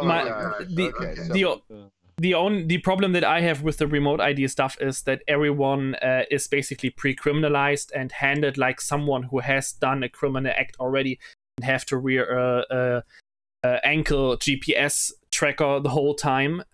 Instead, the only option for me that remote ID would be applicable is that if someone got into conflict with the law before and got catched by the police or whatever, that these people are forced to use the remote ID in the future for a certain amount of time, and not like just everyone, like an ankle bracelet, exactly. I love that. That's a great idea. Well, and the thing is, like, remote ID operator location has a tighter tolerance on location than the ankle monitors that the court hands out by, like, a huge amount. Those are like, oh, the GPS functions and it gives us a lock. We know what building you're in. Cool, we'll surround the building. Now, remote ID needs to know what floor you're on and probably what section of the building you're on. Yeah, and the other thing I look at as far as remote ID is like, all right, so we want to know who these people are, where they're located. We look at the number of crimes that are committed by drones in the United States in a given year versus number of crimes that are committed by someone on a bicycle. Or a car. Well, yeah. Well, the cars have license plate, bicycles don't have it. So why don't we have remote ID for bicycles? If you following your logic, it actually there's a higher need for remote ID on bicycles. So bicycles actually can have remote ID. So when Apple codified AirTag, the AirTag system as a standard, there is actually a data item for I am a bicycle. So they literally, and the funny part is, it is actually like almost the same technology too. Wow. It's so that it's there, but it's optional. Like. It's not built into the thing. Now, that's not to say that, you know, the city of New York, city of SF, you know, city of Los Angeles, whatever LA County could not pass law that says all bicycles sold here will have this technology. That is doable, but it's not done at the federal level the way remote ID is, or even at an international level. But yeah, I'm saying, but the need for something where if you want to use remote ID because you want to know who the good guys and the bad guys are. I mean, there's an entirely simple solution to this problem. Do not crime in this area. But again, with the AirTags, it's not like everyone with an iPhone can look and see where your bike is. Well, yes, but also no. I guess you have. If you mark it lost, I think people can see it and try and report it back to you. But just generally riding about, they're not going to have access to your location. Which is what remote ID is doing. Yeah, there's some technical differences between like specifically how remote ID works and how like an AirTag works. But if you know what you're doing and you have software level access to things, specifically of an Android phone, you can mine quite a bit of data out of an AirTag. There are some things you can do there that give you a lot of telemetry, but you don't have an ability to associate that telemetry to personally identifiable information. So like, I know that I have an AirTag near me, and I know that it has this serial number, but it's not. I can't tell you that it's Steve's bike. I just know that it's a bike, and that's about it. And there's a certain amount of if we took the remote ID system and we just said it's broadcasting aircraft location, and we use that for, say, deconfliction, which is the most logical abuse of remote ID, and I say abuse loosely. It's the most logical misuse of remote ID. However, the FAA is proposing that be done on a dedicated protected band, which I'm questioning the intelligence of, but yeah. I'm not going to spend another $120,000 fighting that. It sounds like to me that this is something that's at least probably 5 to 10 years before they come out with a solution that's realistic from the FAA, that they can get behind and promote. Who's going to make the chip? And that's the other question. Who's going to make the chip? Okay, let's look at DJI. DJI's strongest moving SKU is 25,000 units a month. They have a dozen SKUs, ranging from say 1,000 a month to 25,000 units a month. How many aircraft a month does Skydio move? How many does Autel move? How many do I know roughly what Cube's telemetry are, but I'm not allowed to say what they are. We're still, even when you sum all of that up, we're still like a factor of a 10 to a factor of 100 away from the beginnings of economic feasibility for an ASIC, for a specific chip to do this. And no big chip foundry or chip design house is going to do this. So this chip's not going to be $5. It's going to be $50 minimum. That's just the die. That's not in a package usable. So like when FreeSky goes to buy that chip, for example, right? You're probably going to be spending $65 a unit at the volumes you guys are buying at, just for the chip. Right. So there's a certain amount of it's sort of 3 out of 4 of us on this discussion, are not in favor of remote ID. And I got pulled into it because I got paid to be there for a while, and then I decided to stick around because I realized this was going to be an absolute train wreck if people that had brains didn't actually stick around. Within the hobbyist, flying community, people do need to take some time. They do need to show up to these meetings. They do need to be rather blunt about telling people they're dumb and they're wrong. And if that doesn't happen, then enjoy your $65 starting price chip for remote ID in 10 years. Just you keep saying people turn up to the meetings. How can people find out about where these meetings are and get involved? Because I know over here I would have no chance of getting involved with a government-style meeting. So in the U.S., the way the rules are typically written is there will be a federal thing that's put out at some point. There'll be an ARC. And then from there'll be a bunch of working groups that go on. And this is where we get into the weird, like, how government actually works, how government, how the sausage is made of a law, if you will, and the less you know, the happier you are. But you have to get into one of the events, and then once you get into an event, it's a lot easier. And I'm not even sure like how I even fell into it, but it's the FAA has their UAS symposium. There's stuff like AVSI's got a couple of events that float around. It's talking with the elected officials. I mean, I did AVSI Hill Day in 2017, which is their pay lots of money to go talk to Congress people. Those are expensive things to do, but you can also write letters and say, hey, who do I go to for this? How do I find out what the rulemaking docket is for this? And enough persistence will eventually get you there. I mean, I've been in the industry for 10 years at this point, and so I've kind of fallen into a lot of things. But for people who are out there now, I think it's a matter of write your lawmakers and say, hey, how do I get involved in this? I would like to express opinion. I would like to be part of the rulemaking process so that my interests are represented. And it's not just a bunch of venture-backed, drone companies that are, basically vying for lock-in and regulatory capture. Yeah, I would say, Jeffrey, that I'm pro FAA, but not pro remote ID. So I think all four of us here are not in favor of remote ID in any form. But the idea is that this causes a lot more problems because then all of a sudden the FAA has these things like FRIAs, which are places where you can fly at without remote ID. And then their definition of what FRIAs are is a moving target. Yeah. I mean, I'm not saying I'm necessarily 100% against something like remote ID, but I think what's currently being spec'd isn't what I would see as being something. You mentioned ADS-B earlier. I think something more similar to ADS-B, where other aircraft can see where you are. That would be a much safer thing to be involved with. Which is what remote ID started out as from a broadcast point of view. Yeah, but also something that would give benefits back to the RC pilots. So, for example, if I've got remote ID, which is basically ADS-B, why can't I then fly beyond the visual line of sight? I've got a safe aircraft. I know what I'm doing. They can see me. I can see them. Yeah. It's not just them basically fucking you up the arse.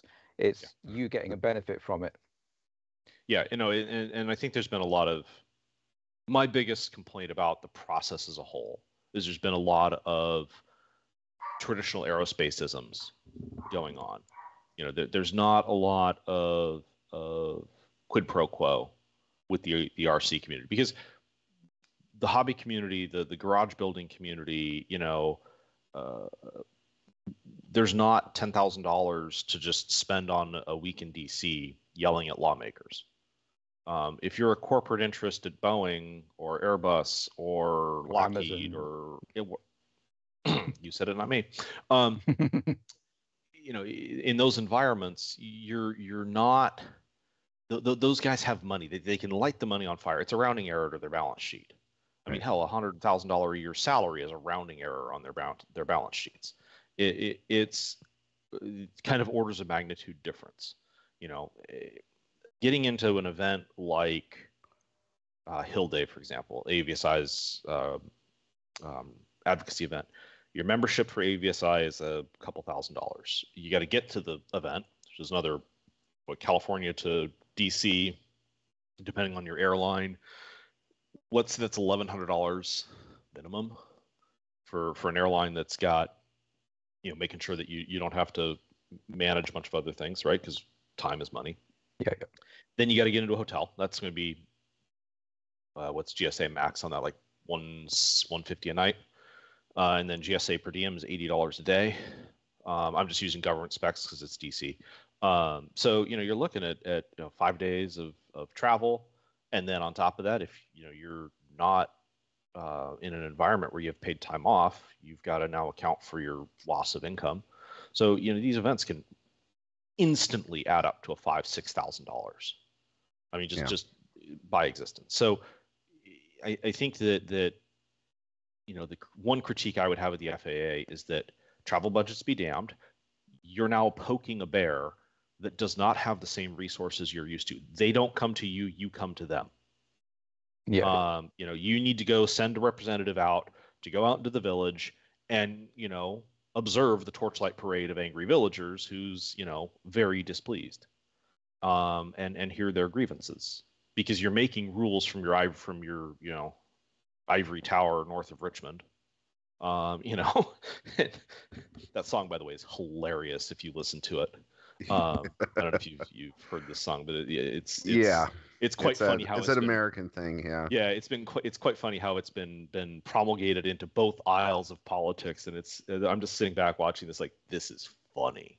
Anyway, so these guys in DC, getting into DC even on a vacation for a weekend is expensive, let alone during the work week when all the lobbying types are in town and whatnot. So it's one of those things where I think the FAA, going forward, especially for any revisions to Part 89, they do need to go and send people to all the individual FSDOs and hold a rather publicly, advertised event.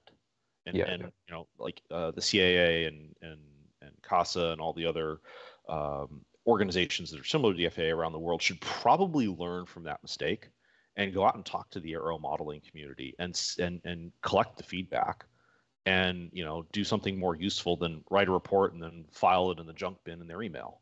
Or, in the circular filing cabinet that makes a nice grinding noise while it carefully files your report.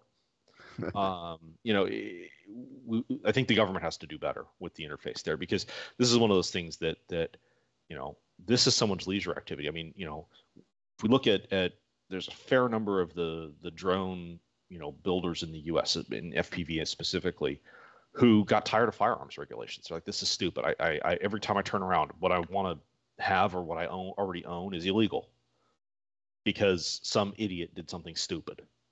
Okay, fine. I'll go build drones. Well, now they're just seeing, it's like that Chihuahua meme, that's kind of 50-50 faded with Apocalypse Now, with the 1,000-yard stare Chihuahua. That's what they're seeing. And they're upset about that. And rightfully so. They've got thousands of dollars tied up in stuff and hundreds of hours of study, hundreds to thousands of hours of study and build time. And now they're being told that, oh, no, you can't do that because I felt like it. Bye. The FAA has another problem in the United States, though. It's a much larger problem, which is they don't have enough people to go forward in the commercial aviation industry in the next 20 years. And unless they get kids interested in aviation once again.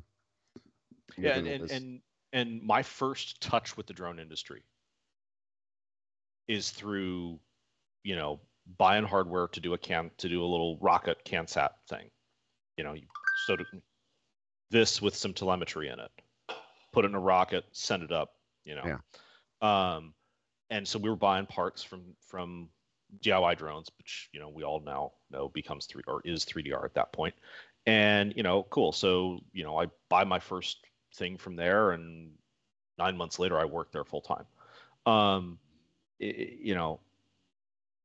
We've got to understand that these hobby things, like my first interaction with, hands-on controls is with a trainer glider at, what's the park next to the Rose Bowl? Oh, it's a Rose Seco. Rose Seco, yeah. Yeah. There's like a glider club or a model club that used to be there every weekend. They're still there. It's just the grass where people park for the Rose Bowl. Yeah. So that's a flatland firmling, is it, or off the side of a hill? It's a stadium. It's where the LA Galaxy plays. Oh no, I meant the glider club. Oh yeah, I don't know who they are. So you're on a flat field, or is that? It's a flat field. Yeah, it's the parking. It's the car park for the stadium. For the stadium, yeah. Literally, it's just grass. What they did is, instead of having a formal asphalt parking lot, what they did is they made it grass, and they let people park on the grass for the events, and then the rest of the time when it's not being used, people can use it as a park. It's pretty ingenious. Yeah, it's a flat park though. Yeah, so that's where I get my first time on sticks. And then a couple years later, one of the dads puts a thing together where we all get to fly as, I think it's a Cessna or one of those common single engines, like Cessna Piper type of thing. Cool. Okay, well, now I work in the drone industry as a design engineer, right? I design the hardware that, people are flying. Cool. Well, now we've also got to get guys who operate hardware and so on and so forth. So I think it's important that aero modeling be preserved and be allowed to operate with less hassle than I think it's getting right now. And I think it's getting a lot of hassle because it's kind of that classic regulatory problem of, oh my God, something happened. Do something. Well, this is something.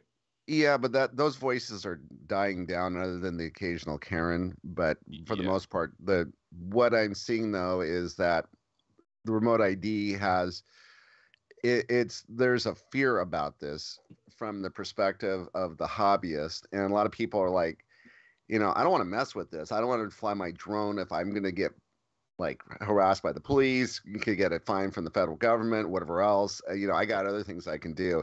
I'd rather get a skateboard. If I can get some remote control, I'd rather get a car. So that's why that's the same progression you saw firearms to drones, right? Yeah. It's rules start tightening down. You got to go fill out your 4473. Every time you want to do something interesting, whatever. and people got tired of it. They just got why would I fill out a form that unfolds to be, close to a meter long, Right. when it's all said and done. And especially in California, then you've got a bunch of excise and other fees that go on top of that, that just jack up pricing artificially. And okay, they get tired of that. Screw this. Just go consign all my firearms off and I'll go replace it all with drones. Oh, well, now we're getting the same thing in the drone world. Right. And I think there's regulatory fatigue. The difference is like when the police come to check you out and they have probable cause, they come into the house, they know what to do with the firearms. They have no idea what to do with your drones. Yeah, no, that's 100% true. Yeah. That I think that's a the problem is that we're they don't have time to get the training. Right. Like where are they gonna? I mean, this is a complicated issue that to distill might take 4 to 6 hours of training, but to distill to the point where you could do it well, And where's the need? I mean, yeah. I just is that 4 to 6 hours of training for something that you might run into once every 2 or 3 years if you're a police officer. Yeah, as a taxpayer, I'd rather have that money spent on dealing with mental health crises, right? That's a far more valuable disposition of taxpayer dollars. Absolutely. Dealing with homeless. That's a daily thing. I mean, right. Where I live in San Diego, we have a couple of little drainage rivers that, whatnot, and we're getting a brush fire a month out of the homeless camps that are in there. So, okay, the police have to go down there and deal with that. But some of those people are legit unhinged from years of drug use. Okay, I would rather have that money spent on that versus how do you deal with a drone that you just found that's not complying with remote ID? Right. But I don't know. We're going down the rat hole of American politics real fast. Yeah. The other problem I run into is that you got the guys at the local flying fields, and they're when I talk to them, it runs the spectrum from like I don't care what it is, I'm not putting it on my plane, to oh my gosh, I have to be in full compliance all the time. That's just the way I roll. And then the FAA is going to send somebody over here and he's going to write me a ticket if I don't have it. So if he shows up the day that I don't have it on my plane, I could lose my house kind of mentality. Yeah. Yeah. I think that's kind of the full spectrum of fear, uncertainty, and doom. Yeah. You got the people that just don't want to deal with it, period. And then you got the people that are just straight afraid of it because they maybe have a federal job. They work in the defense industry, and a charge like that is a career ender or significant career limiter. So since you're in California, you also know that something somewhat political was that years ago they had a problem where what they started to do at the police when they pulled you over, they started asking for license and registration, right? And they wanted to see, do you own the car? Who are you? And then there would be people here who came from other countries who didn't quite have the right documentation to be here, driving cars. And what do? You're supposed to take that car, and the way the law was written at the time, you're supposed to take the car and take it off the streets instantly. Call the tow truck, it's going away. Mm-hmm. And a lot of times these were people like going to work and doing whatever else, and it became a major political issue where like, I know this is the law, but this is not realistic. So the solution was driver's licenses for people who are undocumented. Yep, which is where we get the real ID requirement from. Yeah. Yeah. Yeah. I mean, I remember that all kind of going through a little bit, but it was, and I guess that happened. The timing of that was just weird, but yeah, the real ID requirement was kind of a pain. But the thing is that the reality of the situation, the government has to look at things, and the reality of the situation, here's a law that they cannot implement because there's not enough chips going forward. And so there's going to have to be some other solution. Maybe what it is like you just once every year you say, I'm going to go flying. Before you go fly somewhere, you just put on GPS map, I'm going here on this date. And then when they have problems, maybe they call you up and like, there's someone flying around an apartment complex. Were you over there? No, not me. Yeah, I mean, there's a story of a guy who had a drone in San Diego who flew into the side of an apartment complex, and the lithium batteries, as a result of that crash, went bang. And yeah, the FAA would like to know about that. Now, the FAA figured out real quick who he was. There's some story I'm deeply paraphrasing to prevent disclosure of the guilty party. Even though I would love to disclose that person, because he didn't pay me, and I had to take him to court, and I won, and then he still didn't pay me, so I stuck a debt collector on him. So whatever. Anyway, but yeah, I think the FAA is going to have to do some sort of sensitivity analysis on this to like determine how much do we actually want to invest in this, and I think similarly, law enforcement agencies are going to do the same thing. Yeah. Because there is a point where they're just overloaded. Yeah. And there's fatigue that comes with that, and that fatigue can have uncomfortable consequences. So it sounds to me like this is a law in the books, pretty much, is what's happening. Yeah, and it's Part 89 is in the Federal Register. It is a legit law. Right. And then, I mean, there's a lot of laws on the books that people break all the time and have no idea they're breaking. Sure. Yeah. Do you go 65 on the highway? Right. Not if I don't, unless I don't want to, if I want to get killed, yeah, I can do 65. It's Southern California. If you do 65, you get removed from the highway. Yeah. For going too slow. It's like the Autobahn at times in stretches. Well, especially there's parts of San Diego where if you time it right, you can do 100 on the highway, no problem, and no one's going to stop you. And that's 100 miles an hour, by the way, not kilometers an hour. Oh, sorry, I work in miles per hour. What? I work in miles per hour. It's all So 100 kilometers an hour is under the speed limit in most of San Diego County for the interstate highway system. But yeah, I think there's some like, do we care type of stuff that has to be asked here. Yeah, and that's the thing. I'm trying to, when people are, and I do talk to these guys, like, you don't understand, they're going to come here for me, and I'm like, yeah, they don't care. They don't care. Unless you give them a reason to roll the fully darked out, tinted Tahoes with government plates that, and they're going to roll up, and basically it's going to be a bunch of guys in khakis or chinos and polo shirts with some office shoes, and the most tactical thing you're going to probably see is one guy's going to have a pair of aviators on. And that's what they're going to do. And they're not even, by the way, they're not even going to roll a Tahoe. They're going to send a government plated Ford Focus. Or a Ford Fusion, actually. Yeah, Ford Fusion. Yep, Ford Fusion. And it'll be the one that's about to get sent to the auction. What I've heard about the FAA is they make phone calls. Yeah. Yeah. That's a legit, that's probably the more probable cause or more probable outcome. But yeah, I mean, like the worst that's going to happen is they're going to send a government plated Ford Fusion with no tint. And Darren Lyons, we've heard about you flying in the United States doing illegal things here, so you should knock it off because we know who you are. System. Don't be bad. Don't be bad. Yeah. Do not be naughty. Crime elsewhere. But yeah, like I said, I don't think they're going to roll the Tahoes for Tahoes with tactical bros for anything mundane that we're going to see in the aero modeling world. I just don't see that happening. The tactical bros are more interested in kick the door in and arrest El Chapo. Something like that, right? I mean, they're gonna. That's what they want to do. They don't want to.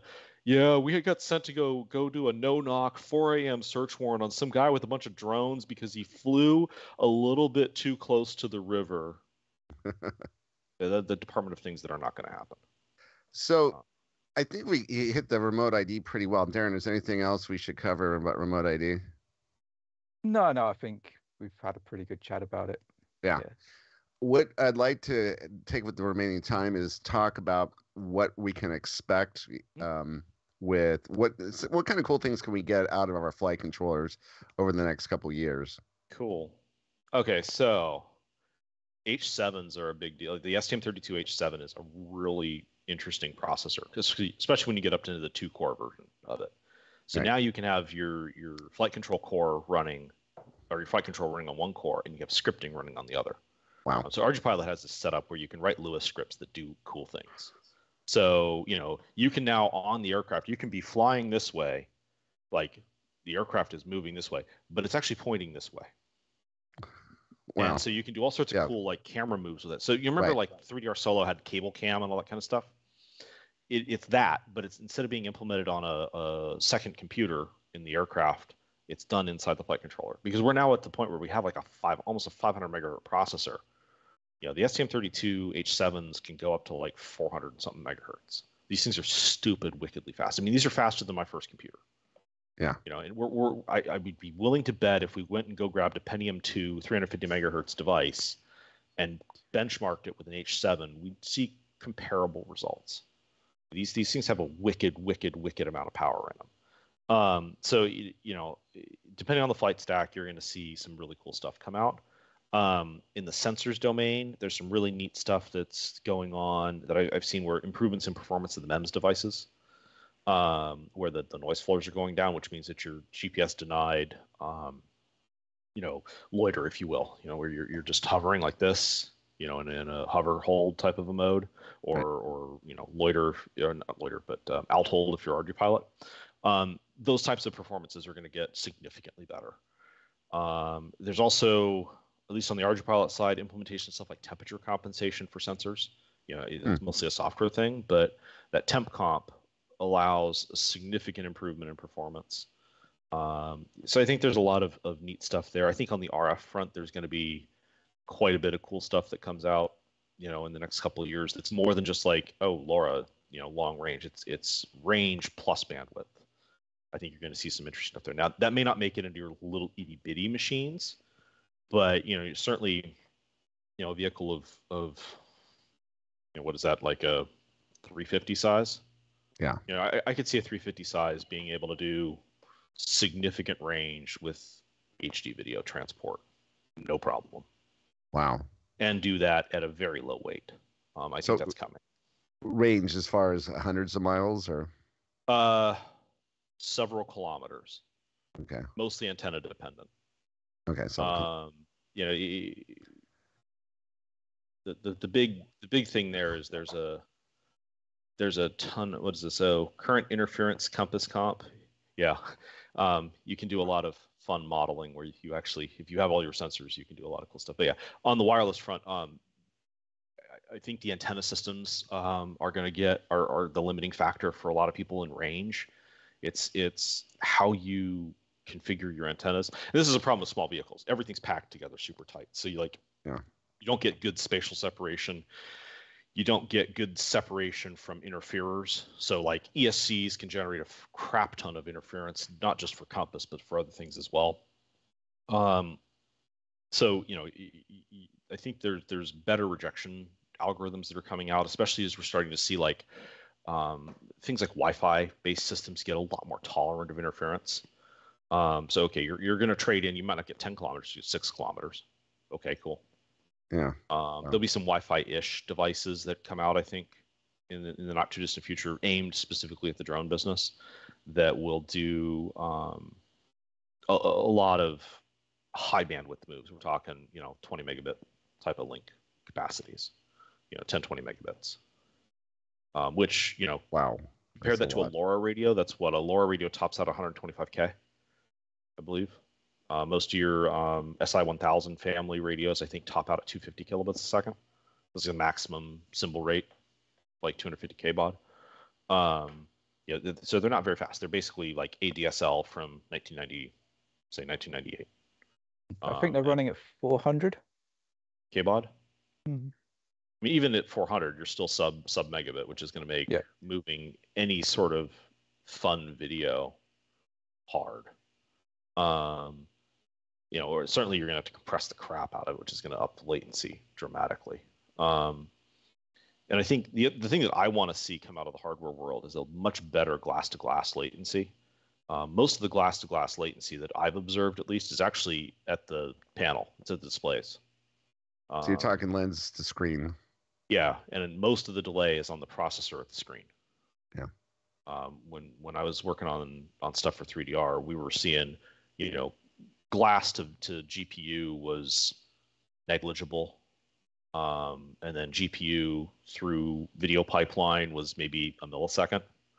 And then transport was negligible. You know, well, packetizing was a millisecond or 2 milliseconds, but then transport was negligible once it got on the air interface. And then receive was, you know, a millisecond or 2. And then you pipe it into your display, and all of a sudden you get 100 milliseconds or plus of delay. So the lag, yeah. Yeah, so you get a bunch of lag that just comes out of the LCD front end chip. So 100 milliseconds is a tenth of a second delay. So yeah, it's very, very noticeable. Yeah, but there's ways I think that people are going to figure out soon, and I think also with like VR goggles and stuff like that coming out, your Oculus Rift and all that, I think that stuff's getting better as time goes on. It's one of those where most of what I work on is more on the flight control side, a little bit of RF link budgeting stuff. So it's a lot of off the shelf radios, but it's I think there's going to be some interesting things in that domain in the pipeline. I think also the proliferation of sensors inside the aircraft is going to be interesting. That doing stuff like Ardupilot's always had current sensing, for example, and it's make sure your hardware's lit up for it. But being able to do useful things with that sensor data, I think, is another interesting piece that's coming. That's mostly going to be enabled by the STM32H7s having just buckets of extra horsepower.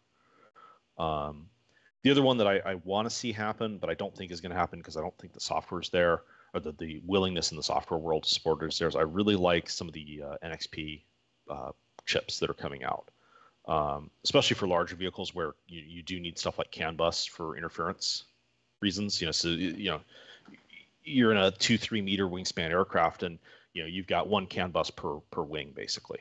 And then you've got a CAN bus for your fuselage, and then maybe you got a CAN bus for your mission electronics, your payload. You can't do that on STM32, but NXP has some automotive chips that have like 6 CAN interfaces on them that are it's awesome, and like 290 pins of I/O on them. I mean, it's an insanely feature-rich chip. The problem is there's no software for it. Ardupilot runs on Chibios, and I'm not sure. Does INAV run on RTOS? I'm not sure, to be honest. Okay. I know it's purely STM32 based. Yeah, because most of the stuff is STM, because ST did a really big push on like open source compatibility like maybe 10, 15 years ago. Yep. And they're reaping the benefits of it. But yeah, NXP's got this NXP chip runs like Zephyr and like free RTOS and whatnot. But I don't think NeuroNet as well, isn't it? What? It's got a neural network on it as well. It depends on the model that NXP makes. Because they've got a couple of them that have some like they do have some like tensor units in them, stuff like that. But the one I'm thinking of is like a purely automotive. It's like an ECU chip that just does the real time work. It's not a full apps processor. There's some cool stuff also with like how apps processors are getting packaged up, and like being able to do have low weight, high performance apps processors. But that's not something I can comment on right now, because that would be a very expensive comment for me. But yeah, I think there's gonna be a lot of cool stuff that's gonna get announced. I think that at least on the side of the drone industry that I normally work in, we're in a weird time right now where we've got there's a lot of hype and buzz, but there's also a lot of like turbulence in the space, and I think that's going to result in some businesses disappearing, and I think that will be probably for the better. But the resources that those businesses disappearing frees up hopefully will result in more hardware engineering shops and hardware engineering in general going on. I think the other thing too is that hardware is almost always going to be more powerful than the software can utilize for the foreseeable future. I don't see we're limited by the hardware because of a problem that can be solved in software pretty easily. It's more of it works, and the person that wrote it doesn't want to rewrite it, so we iterate the hardware because that's the lever that's available. That's a good point. So there's something I'm curious about, because you work with both the open source community and you also work with the closed source community. The very closed source communities. Very closed source, yeah. We're working with some very, very, very closed source communities in the not too distant future. What I'm seeing in the open source community is like, and just from my own personal observations, just working in this from the hobbyist point of view, it's like, for example, OpenTX that runs on Tyrannus. That was an open source project, and it was one of those things where when FreeSky wanted to make transmitters, they needed stuff done. We kind of mentioned this before, done for their particular radios, and the guy who's writing the code is like, listen, I'm working nights and weekends on this project. If I had a full-time job, it would be better. Oh, well, we'll give you a full-time job working on the OpenTX project. And so that happened from like 2015 to like 2021, 2022. So a good 7 years where, this became, and I think a lot of that development was really for the commercial drone industry. I think a lot of the things that were in there were less for the hobbyists, more for people who needed this. Yeah.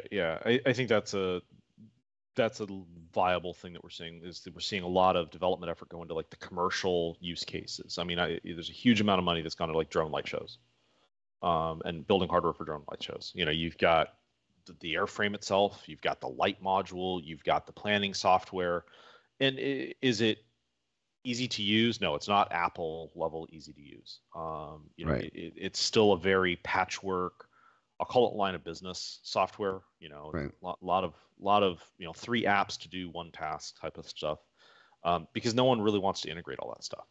There's just not a lot of effort or willingness to do the slog through integrate type of work.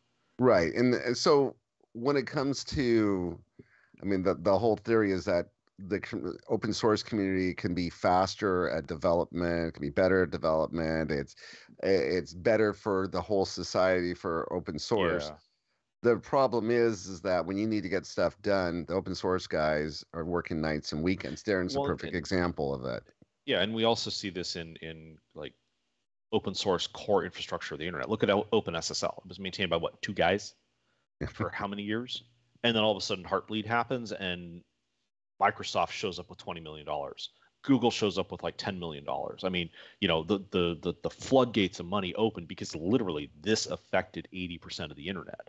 And I think with open source flight control systems and all that, one, you have a number of different flight stacks that are all competing for the same base pool of talent.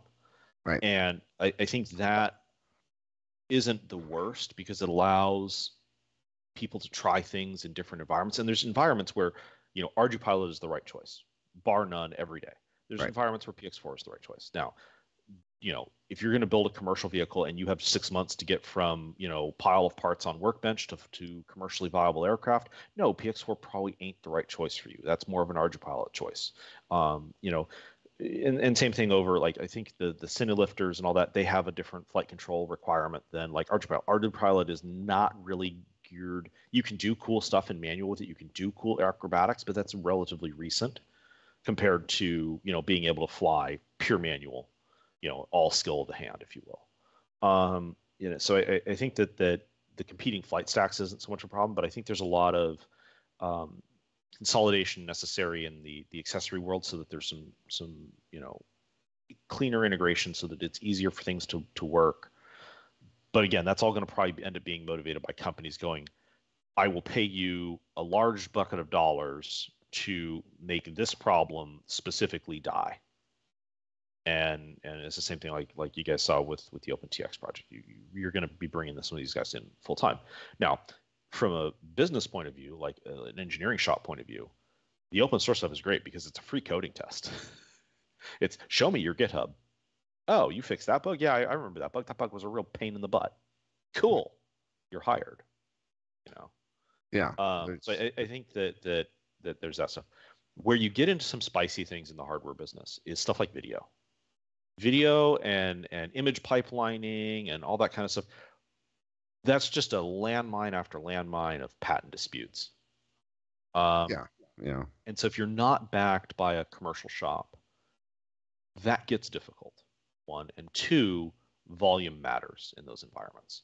Umbrella won't return your phone call without a 7-figure number. 6 to 7-figure numbers. Yeah. So it's not uncommon to see immense concentration of capital, relative to what most of us here are probably used to seeing, to get something like a camera built or an image pipeline done.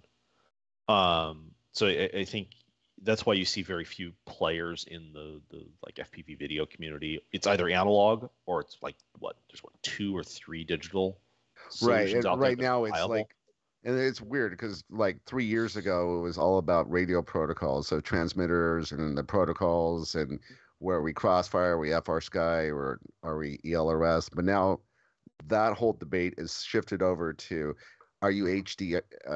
Are you HD zero? Are you DJI? Are you walk snail? And people get emotional about this now. Oh yeah, yeah. But I mean, to show up and take, say, a decent quality Sony semiconductor, image sensor, right?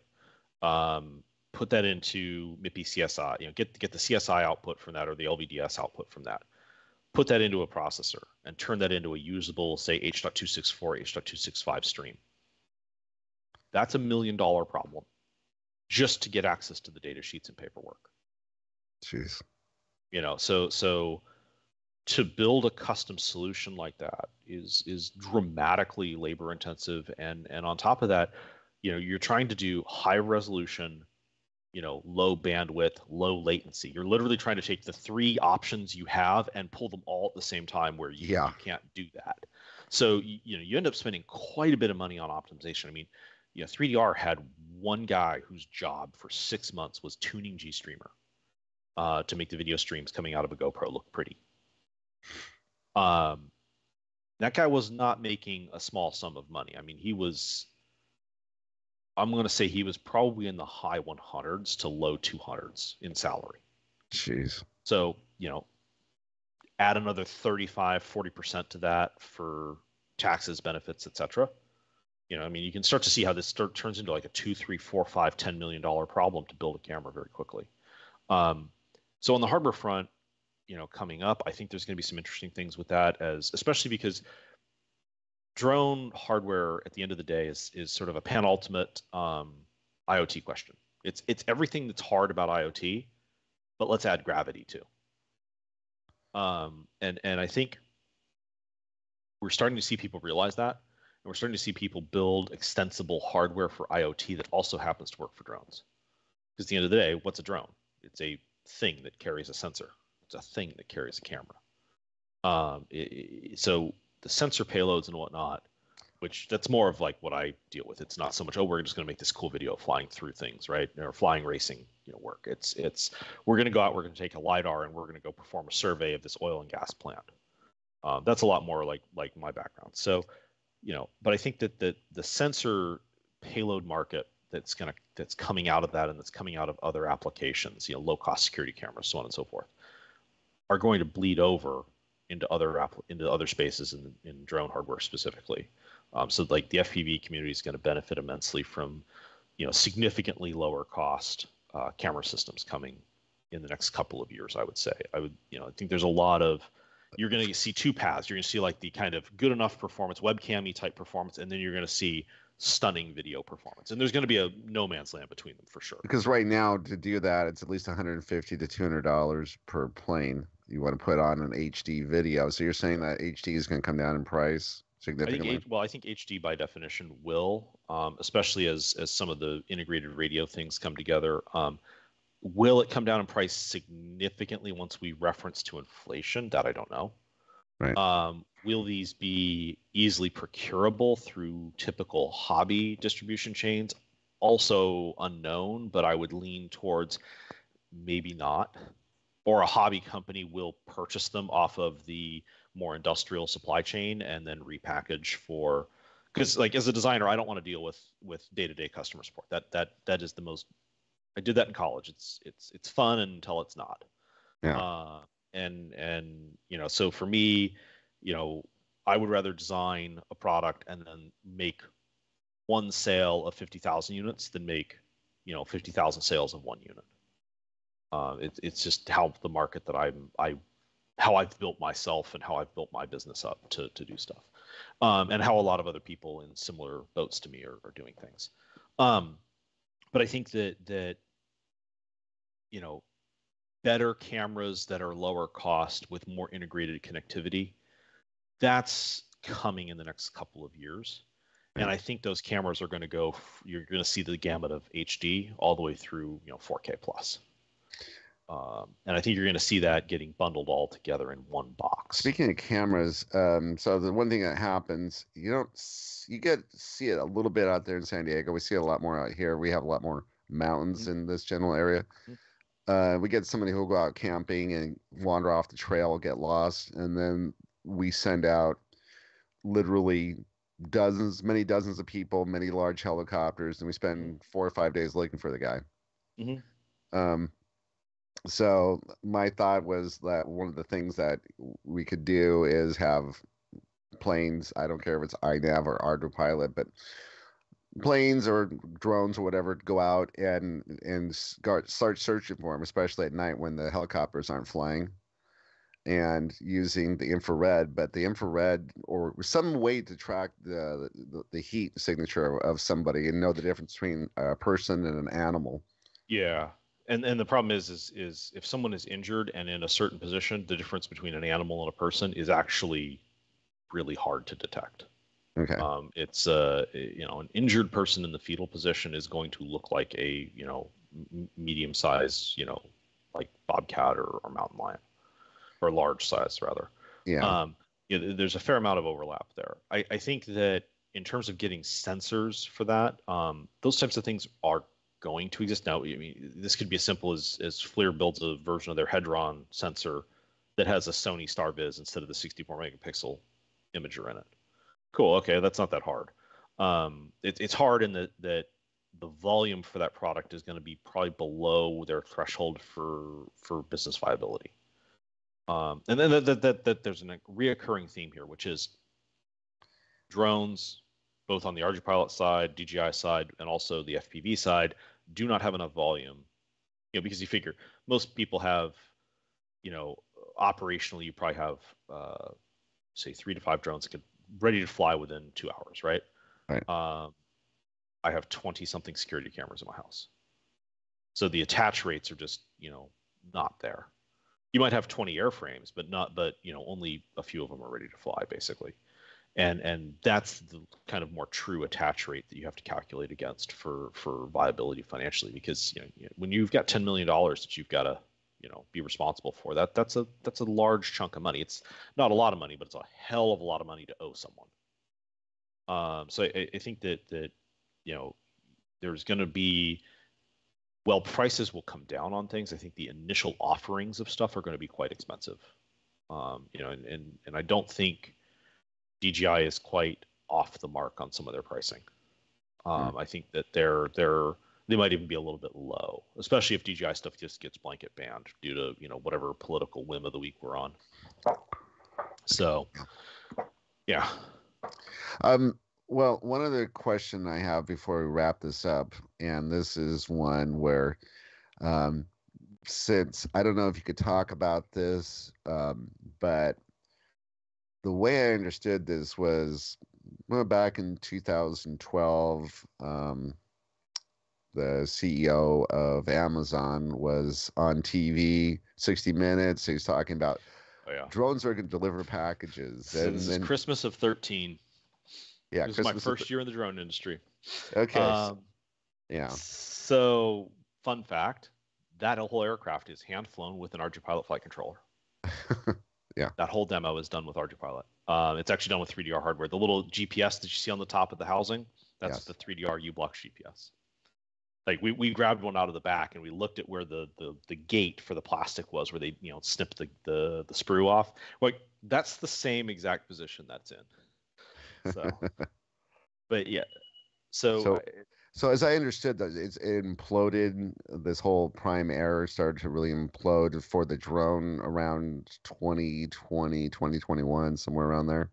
It's been up and down. Drone delivery is gated behind a lot of regulatory noise as in general. Yeah. And a lot of the business people that got into it were expecting a 3 to 5 year project. Just getting the rules written is a decade. Right. So you're seeing a lot of mismatch between, sort of financial stakeholder expectation and the people doing the work.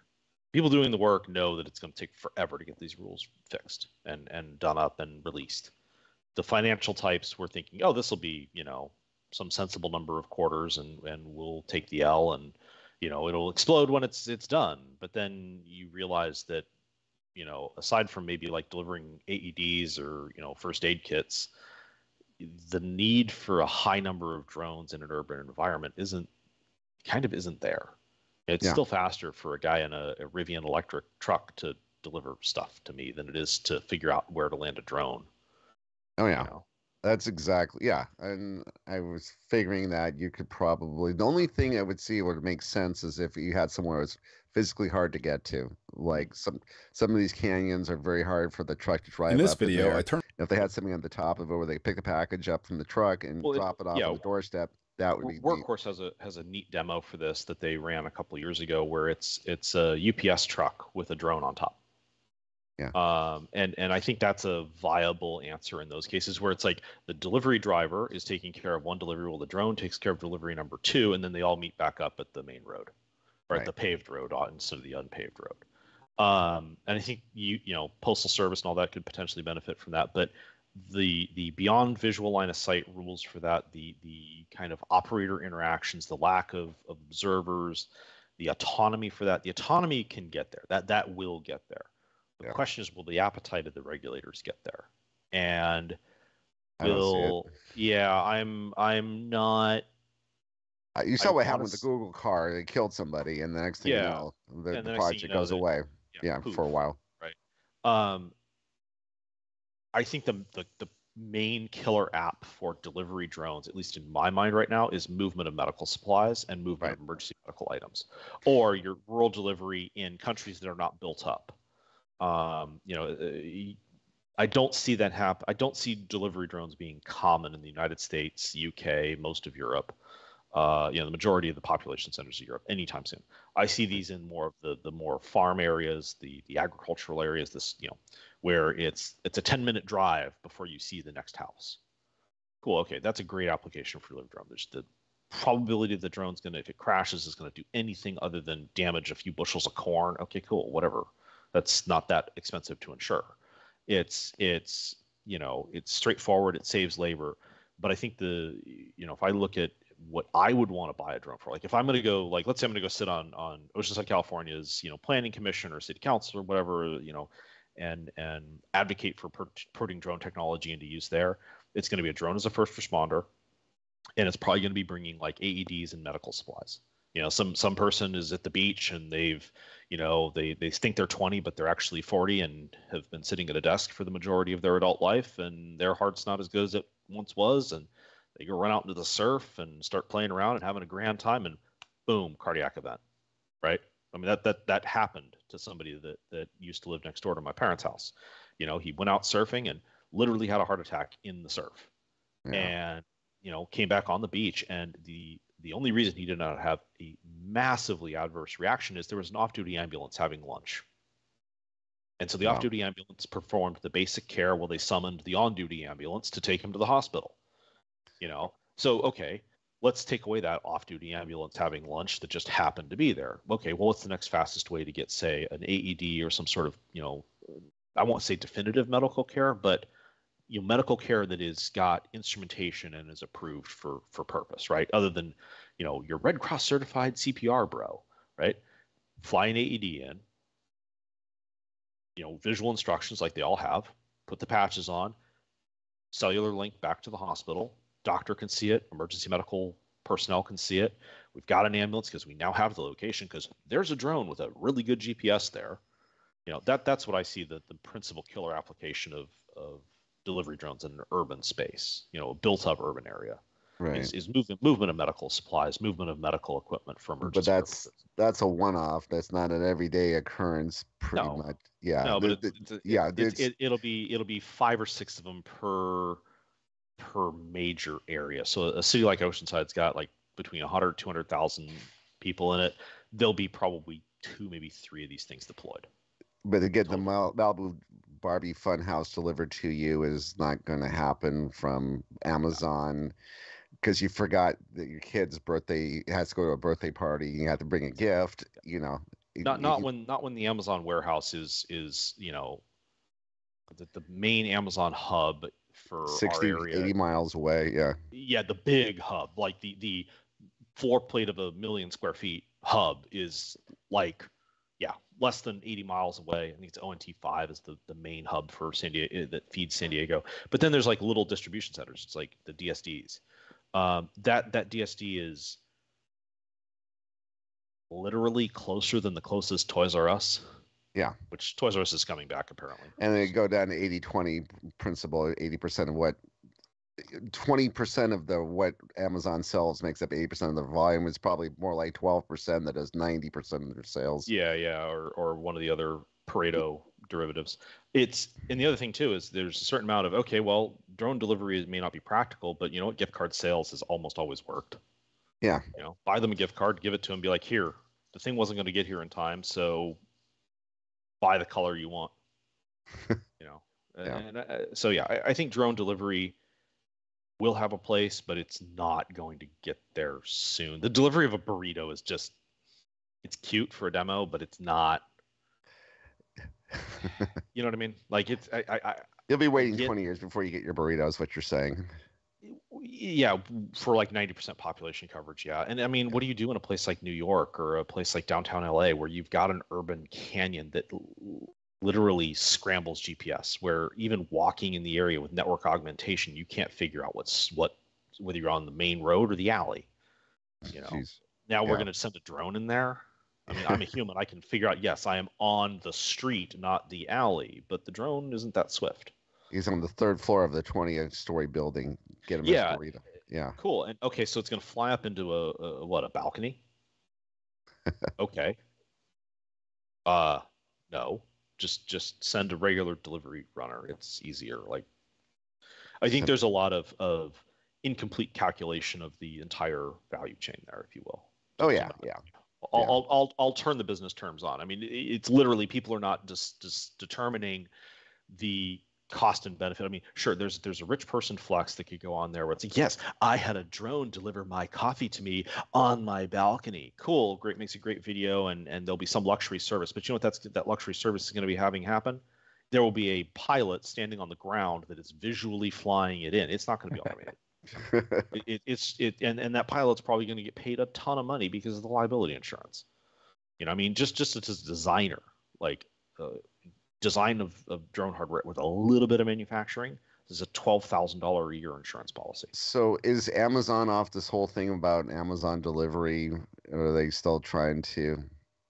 The only thing I can see, realistically, is them doing inventory transfers between distribution centers. But then buy one of the Elroy Air vehicles, you know, which is or get an autonomous, you know, Cessna Caravan.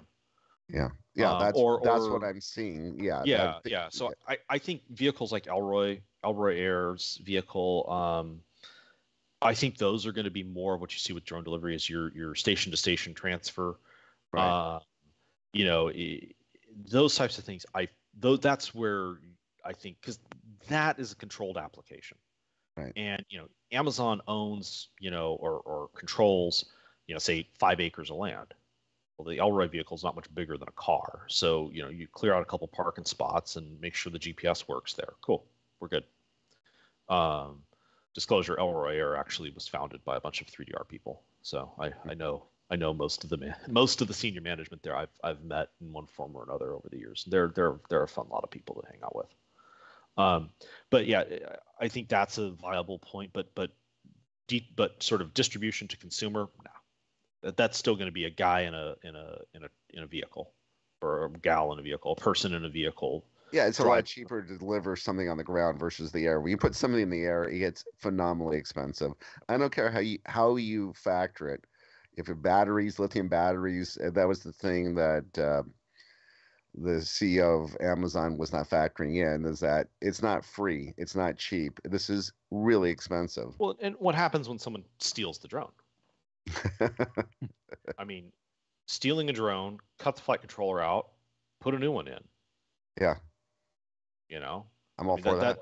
Yeah, or steal the drone and cut it up for scrap. To get the motors, yeah. Yeah, and speed controllers. Yeah. There's a bunch of, you know, strangeness stories that can be shared about like weird things that have been stolen. I mean, there was a project I was working on a couple of years ago where they literally cut a hole in a pipe carrying propane and tried to steal the propane out of the pipe after the regulator. That's a 5 psi on a hot, spicy day. It's 5 psi. Bottle pressure is about 300 at that point. Okay, so you're going to get what, a balloon full of propane? That's what, enough to make a floof of fire, but it's not enough to cook anything. I mean, so there's some impracticalities about doing those types of moves direct to consumer that have to be considered. Also, what happens if your dog runs outside while the drone's delivering and the drone mincemeats your dog? Yeah, that's big fat PR nightmare and a fat lawsuit. Yeah, that's why I'm thinking all this is that they might have been behind some of the things like Gatwick, the thing I showed you that remind you of that happened in Colorado. That might have been behind those stunts. There's a guy in one of the Ardupilot proximate groups, and his name is Ian. I can't remember his last name, but he's done a lot of Freedom of Information Act work on the Gatwick situation. And he's I don't want to paraphrase his work because I'm going to get it wrong because of dyslexia and whatnot. But yeah, he's done some interesting work on sort of the journalism of that and getting to kind of an actual statement of facts of what happened with Gatwick. But I think that there's been the summary of what he's done is that there's a lot of misrepresentation of what happened at Gatwick, a lot, and a lot of it was, That was, but they went hysterical there, whereas it happened here in the United States, and people are like, "Yeah, it's weird. What is that? I don't know." It's kind of, if you notice that the FAA's number of reported UFO events has gone to like almost zero, and they're all drones. And now the UFO count is, I guess, starting to go back up again from one rumor mill story I read. That's like, oh, now that we're talking about UFOs again, now it's a UFO, not a drone. But how many of those are just plastic bags or balloons that have gotten away and have been bleached out and just look weird? So yeah, I think there's going to be some interesting stuff that comes out of all that. But I think also, going back to the delivery drone topic, I think the major logistics center to major logistics center movements are going to be fine. There's been demonstrable markets in medical sample movements, moving medical samples and medical items between hospital campuses. So you've got like your doctor's office area over here, but the main hospital labs over here. Instead of sending a SUV every hour just on a circuit, they just send a drone every 20 minutes. And that, I think, is a viable application. Because now you've got controlled spaces. Just don't put your drone landing zone over an MRI lab, because that will go bad.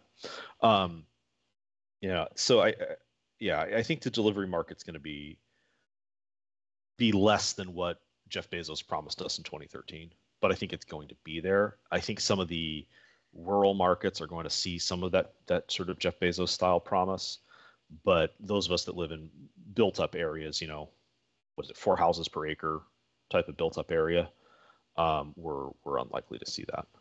Yeah, no, that's good, because I've spent a lot of time in those rural areas over the last year, and there's a lot of land in between them, a lot of soybean fields out there. Yeah, like I could see a John Deere dealer having a delivery drone that's job is to just fly combine serpentine belts out during harvest. Like, that's a viable business, right? Because you can put a phone down on a soybean field or a corn field and be like, yo, that part's been harvested, now land me my serpentine belt so I can get my combine running again.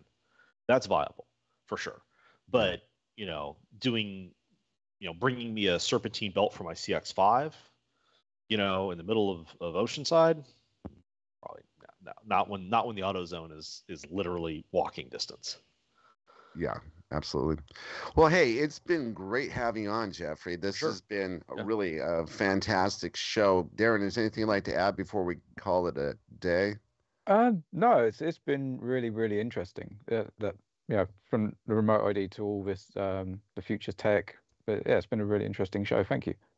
Sure. Yeah, sure. Jeff, thanks for coming on. Or Jeffrey, thanks for coming on. Jeff, yeah. Good luck with that new job that you can't talk about. And, that'll get made public in the next couple of weeks. But I'm keeping that on the down low because it's a big change, and people know. the people that need to know. I just don't want to be like inundated with spammers, coming after me on LinkedIn. I mean, it's like the minute you announce anything on the internet, oh my God, do you want to buy from it? No. Yeah. So just by keeping that quiet, I'm trying to avoid the spam inundation of. But it's a lovely. I was going to say, because you are president of your own company for right now, but this is going. You're like doing like I did. I was working for myself, and I went back to working for the man. Yeah, and the timing with the situation, we can talk about this in a couple of weeks, I guess. But it's the timing and the overall situation just worked out perfect in a very perfect way. Yeah. And to pass this up would be a complete disservice to myself from a professional point of view, like both financially, but also like professional growth point of view. It's a big change, but it's a change that I think is well timed. Perfect. Well, we wish you the best of luck with this new venture, and I'm sure it's gonna be fantastic. Oh, it's proving to be interesting so far. We forgot to mention, hang tight because we have the after party. For sure. And so is that when we get out the beer and Yeah, you do what you want, get the coffee out, or we're coffee. They're in the beer mode right now, so exactly. That's great. Once again, thank you so much, and from Wing Talk, thank you so much for watching, and we'll catch you next time. Bye. Bye.